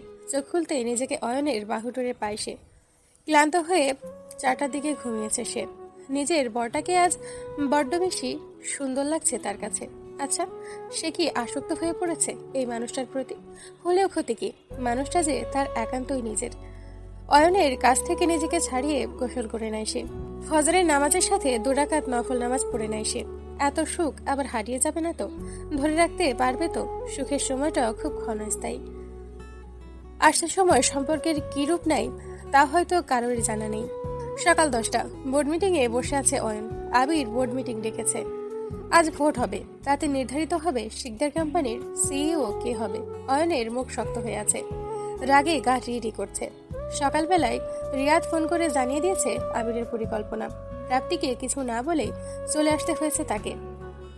আবরার না থাকায় বাধ্য হয়ে মাহমে শিকদার অর্থাৎ আবরারের দাদিজান অয়নকে প্রার্থী হিসেবে দাঁড় করিয়েছেন। অনেক কথা কাটাকাটির পর বাধ্য হয়েই এই সিদ্ধান্তে রাজি হয় অয়ন। এখন শুধু ফলাফলের অপেক্ষা। রিয়াদ আগ থেকেই সব ব্যবস্থা করে রেখেছে। আজ আবিরের সকল খেলার পর্দা উন্মোচিত হবে। দরজায় নক করে রুমে প্রবেশ করে রিয়াদ। ফলাফল তার হাতে। আবিরের মুখে বিজয়ের হাসি, কারণ সব মেম্বারদের টাকার লোক দেখিয়ে কিনে নিয়েছে সে। রিয়াদ বলতে লাগলো, এখন আমার হাতে সকল ভোটের গণনা রয়েছে। শিকদার কোম্পানির নতুন সিইও হলেন আবির শিকদার। আবিরের মুখে বিজয়ের হাসি, কিন্তু অয়নকে বড্ড শান্ত লাগছে, যেন কিছুই হয়নি। হঠাৎ পেছনের প্রজেক্টরটা অন হয়ে যায়। কিছু ভিডিও র্যান্ডমলি চলতে থাকে। তাতে আবির যে বোর্ড অফ ডিরেক্টরদের ঘুষ দিয়েছে সেটার মুহূর্তগুলি রয়েছে। আবিরের মুখে বিস্ময় আর ভয় দেখা যাচ্ছে, মুখটা রক্তশূন্য লাগছে। এরপর আরেকটি অডিও ক্লিপ শুরু হয়, যাতে আবিরের কণ্ঠে স্পষ্ট, আমি 1 লাখ টাকা পাঠিয়ে দিয়েছি। আবরার শিকদারের লাশ দেখে আরও 1 লাখ টাকা পেয়ে যাবে। আবিরের যেন কিছুই মাথায় আসছে না, এগুলো এতটা সুন্দর করে কিভাবে জোগাড় করলো অয়ন। এরপর কিছু ভিডিও অন হয়, যাতে স্পষ্ট শিকদার কোম্পানির গুরুত্বপূর্ণ ডকুমেন্টস প্রতিদ্বন্দ্বী কোম্পানির কাছে বেচে দিচ্ছে আবির। এসব ভিডিও দেখে আবির ধপ করে চেয়ারে বসে পড়ে। অয়ন রিয়াদকে ইশারা দিলে পুলিশটা রুমে ঢুকে। হাতে হ্যান্ডক্যাম পরিয়ে আবিরকে নিয়ে যাওয়ার সময় অয়ন ওকে ডেকে বলে, আবির ভাই, তুমি যদি চলো ডালে ডালে, আমি চলে শিরায় শিরায়। তাই তোমার এই বানানো খেলাটা শেষ অনেক আগেই করতে পারতাম, কিন্তু আমি দেখতে চাচ্ছিলাম যে তুমি কতটা নিচে নামতে পারো। এখন জেলের ঘানি টানো। কথাটা শেষ হবার পর আবিরকে নিয়ে যায় জেলে। অয়ন এবার বোর্ড অফ ডিরেক্টরদের সোজা ভাষায় বলে দেয়, এখন আপনাদের সিইও জেলে। এবার আপনারাই ঠিক করুন, আমাকে কি সিইও হিসেবে মেনে নেবেন, নাকি জালিয়াতির জন্য আপনাদেরকে জেলে পড়তে হবে? না না, আপনি যা বলবেন তাই হবে। বড় একটি নিঃশ্বাস ছেড়ে হাসপাতালের দিকে রওনা দেয় অয়ন। আবির নামক ঝামেলাটি এতদিন পর একেবারেই ছেড়ে ফেলতে সক্ষম হয়েছে সে। এখন হয়তো তাদের জীবনে কোনো বাধা আসবে না, কিন্তু আবরার সেদিন কেন বের হয়েছিল এটা জানাটা খুব দরকার। আবার রাইসার জীবনটাও নতুন করে সাজানোটা জরুরি। হাসপাতালের ডাক্তারের সাথে দেখা করতে যাওয়ার পর জানতে পারে বাচ্চাটার অবস্থা এখন স্টেবল। ডাক্তারের সাথে কথা বলে আইসিইউতে যায় অয়ন। বাচ্চাটি যে এত সুন্দর দেখে মনে হচ্ছে একটা শিউলি ফুলের গোছা। ধবধবে সাদা বাচ্চাটির ছোট ছোট চোখগুলো যেন এক অদৃশ্য মায়া জড়িয়ে নিচ্ছে অয়নকে। আচ্ছা, ওর আর প্রাপ্তির জীবনের কি এরূপ সুখ আসবে? আসবে না কেন? অবশ্যই আসবে। আল্লাহ যদি তাদের একসাথেই বাঁধতে পারে, তবে এই সুখটিও অয়নের ভাগ্যে ঠিক লিখবেন। একদিন হুট করে হয়তো জানতে পারবে প্রাপ্তি আর ওর ভালোবাসা প্রাপ্তির ভেতরে ধীরে ধীরে বাড়ছে। প্রাপ্তির যত্নে কোনো কমতি রাখবে না। দিন শেষে মেয়েটাকে সুখের টুকরি সঁপে দিবে সে। হয়তো দেখতে দেখতে 9 মাস পেরিয়ে ডেলিভারির সময় হবে। তাদেরও একটি ছোট্ট মেয়ে হবে, যাকে কোলে নিয়ে পৃথিবীর সবচেয়ে সুখী মানুষ হবে সে। রাইসার ছোট্ট শিশুটিকে দেখে কল্পনার সুখের রাজ্যে হারিয়ে গেল অয়ন। চোখ থেকে খুশি নোনা জল গাল বেয়ে পড়ছে। চোখ দুটি মুছে রাইসার রুমে গেল সে। রাইসা প্রচুর দুর্বল হয়ে পড়েছে। এই সময়টায় ভালোবাসার মানুষটি সাথে থাকলে হয়তো আজ মেয়েটাকে এত কিছু সহ্য করতে হতো না। ভালোবাসা নামক জিনিসটি কারো কারো কাছে অমৃত, তো কারো কারো কাছে বিষ। কেমন আছো আপু? আলহামদুলিল্লাহ ভালো, তুই? এই তো ভালো আছি। বাবুর নাম কি রাখলে? আব্রাহাম। কেমন হয়েছে নামটা? ভালো। ওর বাবা কি জানে আদৌ ওর ব্যাপারে? বলেছিলাম, তাতে তার বাক্য ছিল এটা একটা ভুল। সে আমার সাথে দেখাও করতে চেয়েছিল, হয়তো সেই দিনই অ্যাবর্শন করিয়ে ফেলতো। পরে আর আসলো না সে। আমি অপেক্ষা করছিলাম, কিন্তু লাভ হয়নি। এখন তো শুনছি বিয়ে করে সুখেই আছে। আমাকে ওই পাষাণের নামটা কি বলবে? কি করবি জেনে? কিছুই করার নেই তোর। প্লিজ রাইসা আপু, আমাকে নিজের ভাই ভাবো তো নাকি? প্লিজ একটিবার বলো। চ্যাম্পেরও অধিকার আছে তার বাবার নাম জানা। আর সত্যি বলতে ওই লোকেরও জানা উচিত সে যেটাকে ভুল বলে এড়িয়ে গেছে সেটা আজ একজন রক্তে মাংসের মানুষ। তার এক রাতের ভুলের জন্য তোমার জীবনটা নষ্ট করে দিয়েছে। প্লিজ নামটা বলো আমাকে। প্লিজ আপু, আজ চুপ করে থেকো না। প্লিজ নামটা বলো। আব্রাহামের ভবিষ্যতের ব্যাপার রাইসা আপু, প্লিজ। কি করবি জেনে? তোর ভাই কোনোদিন ওকে পিতৃ পরিচয় দেবে না অয়ন। সে আমাকে সোজাসাপটা জানিয়ে দিয়েছিল আমাদের মধ্যে যা হয়েছে সেটা একটা ভুল ছিল।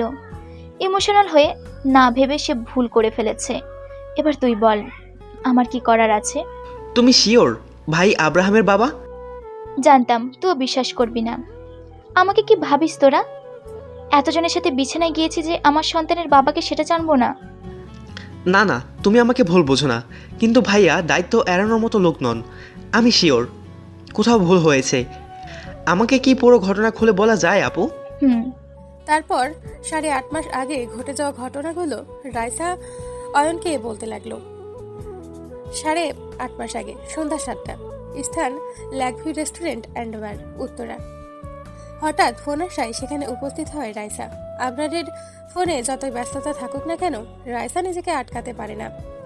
মানুষটাকে ছোটবেলা থেকে ভালোবেসে এসেছে সে, কিন্তু আফসোস এই মানুষটা কোনোদিনও তার ভালোবাসা বোঝা তো দূরে থাক, বোঝার চেষ্টাও করেনি। বরং যখনই রাইসা তাকে মনের কথা বোঝাতে চেয়েছে, হয় সেটাকে উড়িয়ে দিয়েছে, নয় এটাকে বয়সের দোষ বলে রাইসাকে বোঝাবার চেষ্টা করেছে। তাই রাইসাও হাল ছেড়ে দিয়েছে। কি দরকার, ভালো তো আছে বন্ধু হিসেবে। কিন্তু আজ তার এনগেজমেন্টের কথাবার্তার ভেতরে যখন আবরার তাকে ফোন দিয়ে জানায় যে তাকে প্রয়োজন, রাইসা নিজেকে আটকাতে পারে না। এখানে এসে দেখে একের পর এক ভডকার গ্লাস শেষ করে যাচ্ছে আবরার। আবরারকে আটকানোর জন্য যখন তাকে বাধা দেয়, তখন আবরার বলে ওঠে, রাইসু, তুই এসেছিস? আমি তো ভেবেছিলাম তুই আসবি না। আচ্ছা, আমার সাথেই এমন কেন হয় বলতে পারবি? আচ্ছা, আমি তো মেয়েটাকে মন থেকে ভালোবেসেছিলাম, যখন যা চেয়েছি দিয়েছি, তাও কেন আমার সাথে এমন হলো? জানিস, ওইটা আমার একটা ফেক আইডি ছিল, আমি মানতেই পারছি না। বলেই রাইসাকে জড়িয়ে ধরে পাগলের প্রলাপ করতে লাগলো। আজ রাইসা থেকে অসহায় হয়তো কেউ নেই। নিজের ভালোবাসার মানুষটি তার কাছে নিজের ব্যর্থ প্রেমের কথা বলছে, অথচ এই মানুষটা একবার যদি বুঝতো রাইসা তাকে কতটা ভালোবাসে। রাইসা খুব কষ্টে তাকে সামলায়। এখন আবরারকে কোথাও নেওয়ার সম্ভব নয়, বিধায় একটা হোটেলে খুব কষ্ট করে নিয়ে আসে। বিছানায় আবরারকে শুয়ে উঠে যেতে নিলেই রাইসার হাত ধরে টেনে নিজের কাছে আনে সে। রাইসা কিছু বলার আগেই তার কানে মুখ লাগিয়ে বলতে থাকে, আজ তোকে বড্ড মায়াবী লাগছে, যেন এক ফালি চাঁদের টুকরো আমার হাতে কেউ এনে দিয়েছে। খুব আপন করে নিতে ইচ্ছে করছে তোকে। আবরার, তুই নেশায় যা তা বলছিস, ছাড় আমাকে, আমি উঠবো। নেশা কেটে গেলে তুমিও কেটে যাবে। আজ রাতটা বড্ড বেয়া হতে মন চাচ্ছে। আমি সত্যি অন্ধ। আমার সামনে পিকাসোর পেন্টিং থাকতে আমি ছেঁড়া কাগজের আঁকি বুকির পেছনে ছুটেছি। তোর মাঝে এত মায়া আমার অন্ধ চোখে পড়লই না। আজ এ মায়ায় ডুবে যেতে মন চাইছে। দিবি আমাকে সে সুযোগ?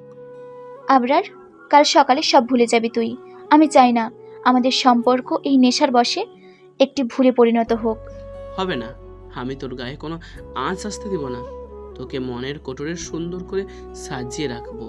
আজ আমার তোকে খুব করে চাই রাইসু। অন্যদের মতো আমায় একা করে দিস না প্লিজ। আমি থাকতে পারবো না, আমার এসব ভালো লাগছে না রাইসু। অয়ন বাদে কাছের মানুষ কেউ নেই। তুই আমাকে একা করে দিস না প্লিজ। আমি হয়তো মরেই যাব। কখনোই না, এসব কথা মুখেও আনবি না। তুই সবসময় আমাকে পাশে পাবি, যত ঝড় আসুক না কেন আমি কখনো তোকে ছেড়ে যাব না, কথা দিলাম। কথাটা শেষ হতেই রাইসাকে নিজের বাহুডোরে নিয়ে নেয় আবরার। কিছু আর্তনাদ, কিছু বেদনা, ধীরে ধীরে কতটা সুখময় হয়ে যায় সেটা সেদিন রাইসা অনুভব করতে পেরেছিল। ভেবেছিল এটা সুখের মিলন হবে, কিন্তু এই সুখটা যে ক্ষণিকের অতিথি ছিল সেটা কল্পনাতেও আনেনি রাইসা। এই কালরাজ্যে কেবল নেশার ঘুরে করার সামান্য ভুল হবে যা তার জীবনকে 360 ডিগ্রিতে ঘুরিয়ে দিবে, সেটার আঁচও তার ভালোবাসায় অন্ধ হৃদয়টি পায়নি। পরদিন সকালে ঘুম ভাঙতেই দেখতে পায় আবরার শক্তমুখে জানালার ধারে দাঁড়িয়ে আছে। চাদরটা পেঁচিয়ে দাঁড়াতেই যা শুনতে পেল তাতে মাটির নিচে জমি খসে পড়ে রাইসার। আবরার এমন কিছু বলবে তার কল্পনাতেও আনেনি। আবরার তখন রাইসার দিকে ফিরে বলে ওঠে, আবেগ আর নেশার তাড়নায় ভুল করে ফেলেছি, পারলে ক্ষমা করে দিস। কাল রাতে নেশার ঘরে মস্ত বড় ভুল হয়ে গেছে। আমি তো নেশাই ছিলাম, কিন্তু তোর বোঝা উচিত ছিল। যাই হোক, ইটস জাস্ট এ মিস্টেক। সকাল হয়ে গেছে। কাল রাতে এই হোটেলের রুমে কি হয়েছে এটা এখানে দফন হয়ে থাকবে, তাই তোর সম্মানের কোনো হানি হবে না, কথা দিচ্ছি। চল কিছু খেয়ে তোকে বাড়ি পৌঁছে দিই। যা ফ্রেশ হয়ে নে, আমি লবিতে আছি। বলেই রুম থেকে বেরিয়ে গেল আবরার। মুহূর্তে সব স্বপ্নগুলো যেন দুমড়ে মুচড়ে সারখার হয়ে গেল। কাল রাতে সবকিছু একটা স্বপ্ন ছিল, যেন একটা মিষ্টি স্বপ্ন যা ভোরের তীব্র আলোতে ঝলসে গেছে। মুখের চাপা কষ্ট আর্তনাদ নোটা জলের রূপে চোখের ধার দিয়ে বেয়ে পড়ছে। এখন যদি মরে যেতে পারত, সত্যি হয়তো ভালো হতো। এই নিষ্ঠুর বাস্তবতাকে মেনে নিতে হতো না। কি দিয়েছে এই সোকল্ড ভালোবাসা তাকে? কষ্টের একটা পাহাড় যা সারাটা জীবন বয়ে বেড়াতে হবে। হবেই তো, দোষ যে তার। মেয়েদেরই দোষ, ভালোবাসলে দোষ, বিশ্বাস করলে দোষ। একটা মেয়ে যদি নেশায় ভূত হয়ে এমনটা করে সকালবেলা বলতো, যাই হোক, ইটস জাস্ট আ মিস্টেক, তবে এই সমাজ তাকে নষ্টা বলতো। আবার এখন তাকে সমাজ নষ্টাই বলবে। অথচ তার বিশ্বাস ভালোবাসায় কি কোনো খুঁত ছিল? হয়তো ছিল, হয়তো সে অপাত্রে দান করেছে তার ভালোবাসা। তাতে বাস্তবতা পাল্টাবে না, এটা ইটস জাস্ট আ মিস্টেকই থাকবে। রাইসা চোখ মুছে উঠে দাঁড়ায়, গোসল করে লবিতে যায়। আবরার খাওয়ার কথা বললেও সে কোনো কথা ছাড়াই সেখান থেকে বেরিয়ে যায়। এভাবে সময় কাটতে থাকে। আবরার ফোন করলেও রাইসা তার সাথে কোনো যোগাযোগ রাখে না। এর মাঝে 1.5 মাস কেটে যায়। রাইসার বিয়ের ডেট ফিক্স হয়ে যাওয়ার পর হুট করেই শরীর খারাপ হতে লাগে তার। বিভিন্ন পরীক্ষা করার পর জানতে পারে সে একা নয়, একটা ছোট্ট অংশ তার মাঝে বড় হচ্ছে। ওই সময় হিতাহিত জ্ঞানটুকু হারিয়ে ফেলে রাইসা। উত্তেজিত হয়ে ফোন দিয়ে বসে আবরারকে। বাহ, এতদিন পর কি মনে করে ফোন দিলি? শুনলাম বিয়ে করছিস, বিয়ের দাওয়াত দিবি নাকি? Abrar, I am pregnant. 4 week চলে। আমি কি করব বুঝছি না। তুই পিলস খাসনি? Like seriously? কিছুদিনের মধ্যে আমাকে দাদিজান সিকদার কোম্পানির উত্তরাধিকার ঘোষণা করবেন। এখন এই স্ক্যান্ডালের কথা জানতে পারলে বুঝতেছিস কি হবে। আবরার, এটা তোরও, আমার একার নয়। এটা একটা ভুল ছিল না রাইসা, এক রাতের আবেগ ছিল। এখন তুই নিজে ভেবে দেখ, তুই কি রেডি এই বেবির জন্য, নাকি আমি রেডি? আমাদের মধ্যে ভালোবাসাটুকুও নেই। দায়িত্বের বোঝা কাঁধে নিয়ে একটা সমঝোতার সম্পর্ক বয়ে নেওয়াটা কতটা কঠিন, ইউ হ্যাভ নো আইডিয়া। বেশ, তোর আমাদের নিয়ে চিন্তা করতে হবে না। রাইসু, আমার কথা শোন, এখন ইমোশনাল হওয়ার সময় না, বোঝার ট্রাই কর প্লিজ। যা বোঝার বুঝে গেছি, তুই ভালো থাকিস। আচ্ছা বেশ, আমরা দেখা করি, তারপর ডিসিশন নেই। প্লিজ মাথা খারাপ করে কোনো কাজ করিস না। বেশ, যেটা ভালো মনে করবি। আমি 300 ফিটের দিকে আসছি, তুই ওখানে ওয়েট করিস প্লিজ। এটাই আবরার আর রাইসার শেষ কথোপকথন। এরপর রাইসা পুরো 6 ঘন্টা ওই জায়গায় অপেক্ষা করেছিল। দুপুর গড়িয়ে যখন সন্ধে নামলো, রাইসার বেঁচে থাকার আশাটুকু অস্ত সূর্যের ন্যায় ডুবে গেল। তারপরের ঘটনা তো কারোর অজানা নয়। রাইসার মুখে সব কাহিনী শুনে স্তব্ধ হয়ে রইল অয়ন। দায়িত্ব পালন করার ভয়ে আজ নিজের সন্তানকেই অস্বীকার করছে আবরার। আব্রাহাম তার নিজের ছেলে, অথচ সে জানেই না এখন এই ভাঙা পরিবারটাকে জোড়া লাগাতে হবে। এটা যে নিতান্ত জরুরি। তাই এক মুহূর্ত না ভেবে রাইসাকে ঠান্ডা মাথায় আবরারের অ্যাক্সিডেন্ট এবং বিয়ে সম্পর্কিত সত্যিটা বলে দিল অয়ন। সব শুনে রাইসা কিছুক্ষণ চুপ থেকে বলল, তো তো দাদিজান তোকে কোনোদিন মেনে নেয়নি, আমাকে মানবে কিভাবে ভাবলি? আর আবরার সুস্থ হবার পর আব্রাহামকে পিতৃ পরিচয় দেবে, এটার গ্যারান্টি? থাক না, ভালো আছি তো, আমরা 2 মা ছেলে। আর সত্যি বলতে আমি এই উত্তরাধিকারীর বাজে খেলায় আমার ছেলেকে জড়াতে চাই না। তুই আমার থেকে মহিমা শিকদারকে ভালো করে চিনিস, আমি আবরারের দয়া চাই না। ভাই সামনের মাসে ফিরবে, ওর তোমাকে দরকার, কেন বোঝো না? যেদিনও সেটার প্রমাণ দিতে পারবে সেদিন আমি বিশ্বাস করব, আর এ নিয়ে কথা বলতে চাচ্ছি না। অয়ন আর কোনো কথা না বাড়িয়ে বাড়ি চলে যায়। এই ছোট্ট বাচ্চাটাকে তার পুরো পরিবার কিভাবে দেওয়া যায় এই চিন্তায় ব্যস্ত হয়ে পড়ল সে। 2 মাস পর সকাল সকাল ঘুম থেকে উঠেই বমি করছে প্রাপ্তি। শরীরটা 2 দিন ভালো যাচ্ছে না, ডাক্তার দেখাতে পারলে ভালো হতো। কিছু খেতে ইচ্ছে করছে না, কাউকে যে বলবে এই সুযোগটুকুও নেই। অয়ন কোম্পানি নিয়ে ব্যস্ত, উপর থেকে আবরার সুস্থতার পথে দেশে ফিরে আসবে এই সপ্তাহে। এদিকে রায়সা আর আব্রাহামকেও সামলাতে হচ্ছে। প্রাপ্তির দিকে তার নজর কই, এই নিয়ে খুব রাগ হয়, কিন্তু এই লোকটার প্রতি রাগ করার উপায় নেই, বড্ড বেশি ভালোবাসেছে তাকে। তাই একা একা ডাক্তারের কাছে যাওয়ার কথা ভাবে প্রাপ্তি। হুট করে পেছন থেকে কেউ জড়িয়ে ধরলে হুঁশ ফিরে তার। কি ভাবছো? আমাকে নিয়ে ভাবার সময় আছে আপনার? তোমাকে নিয়েই তো ভাবি, আর কি নিয়ে ভাববো বলো? 10টা না 5টা না, একটা মাত্র বউ। তাই বুঝি আজকে অফিসে যাবেন না? যাব। আচ্ছা, রাতে তোমার জন্য খুব বড় একটা সারপ্রাইজ আছে। কি সারপ্রাইজ? বললে তা সারপ্রাইজ হয়? রাতে জানবে। ধুর, বলেন না। চলো খেতে চলো, আমি রেডি হয়ে নেই। এই বলে অয়ন ফ্রেশ হতে চলে গেল, আর প্রাপ্তির ভেবে ভেবে চলছে না হাল। খাওয়া দাওয়া শেষে অয়ন বেরিয়ে পড়ে, আর প্রাপ্তিও ডাক্তারের কাছে চলে যায়। দুপুর 2টা, রিপোর্ট হাতে বসে আছে প্রাপ্তি।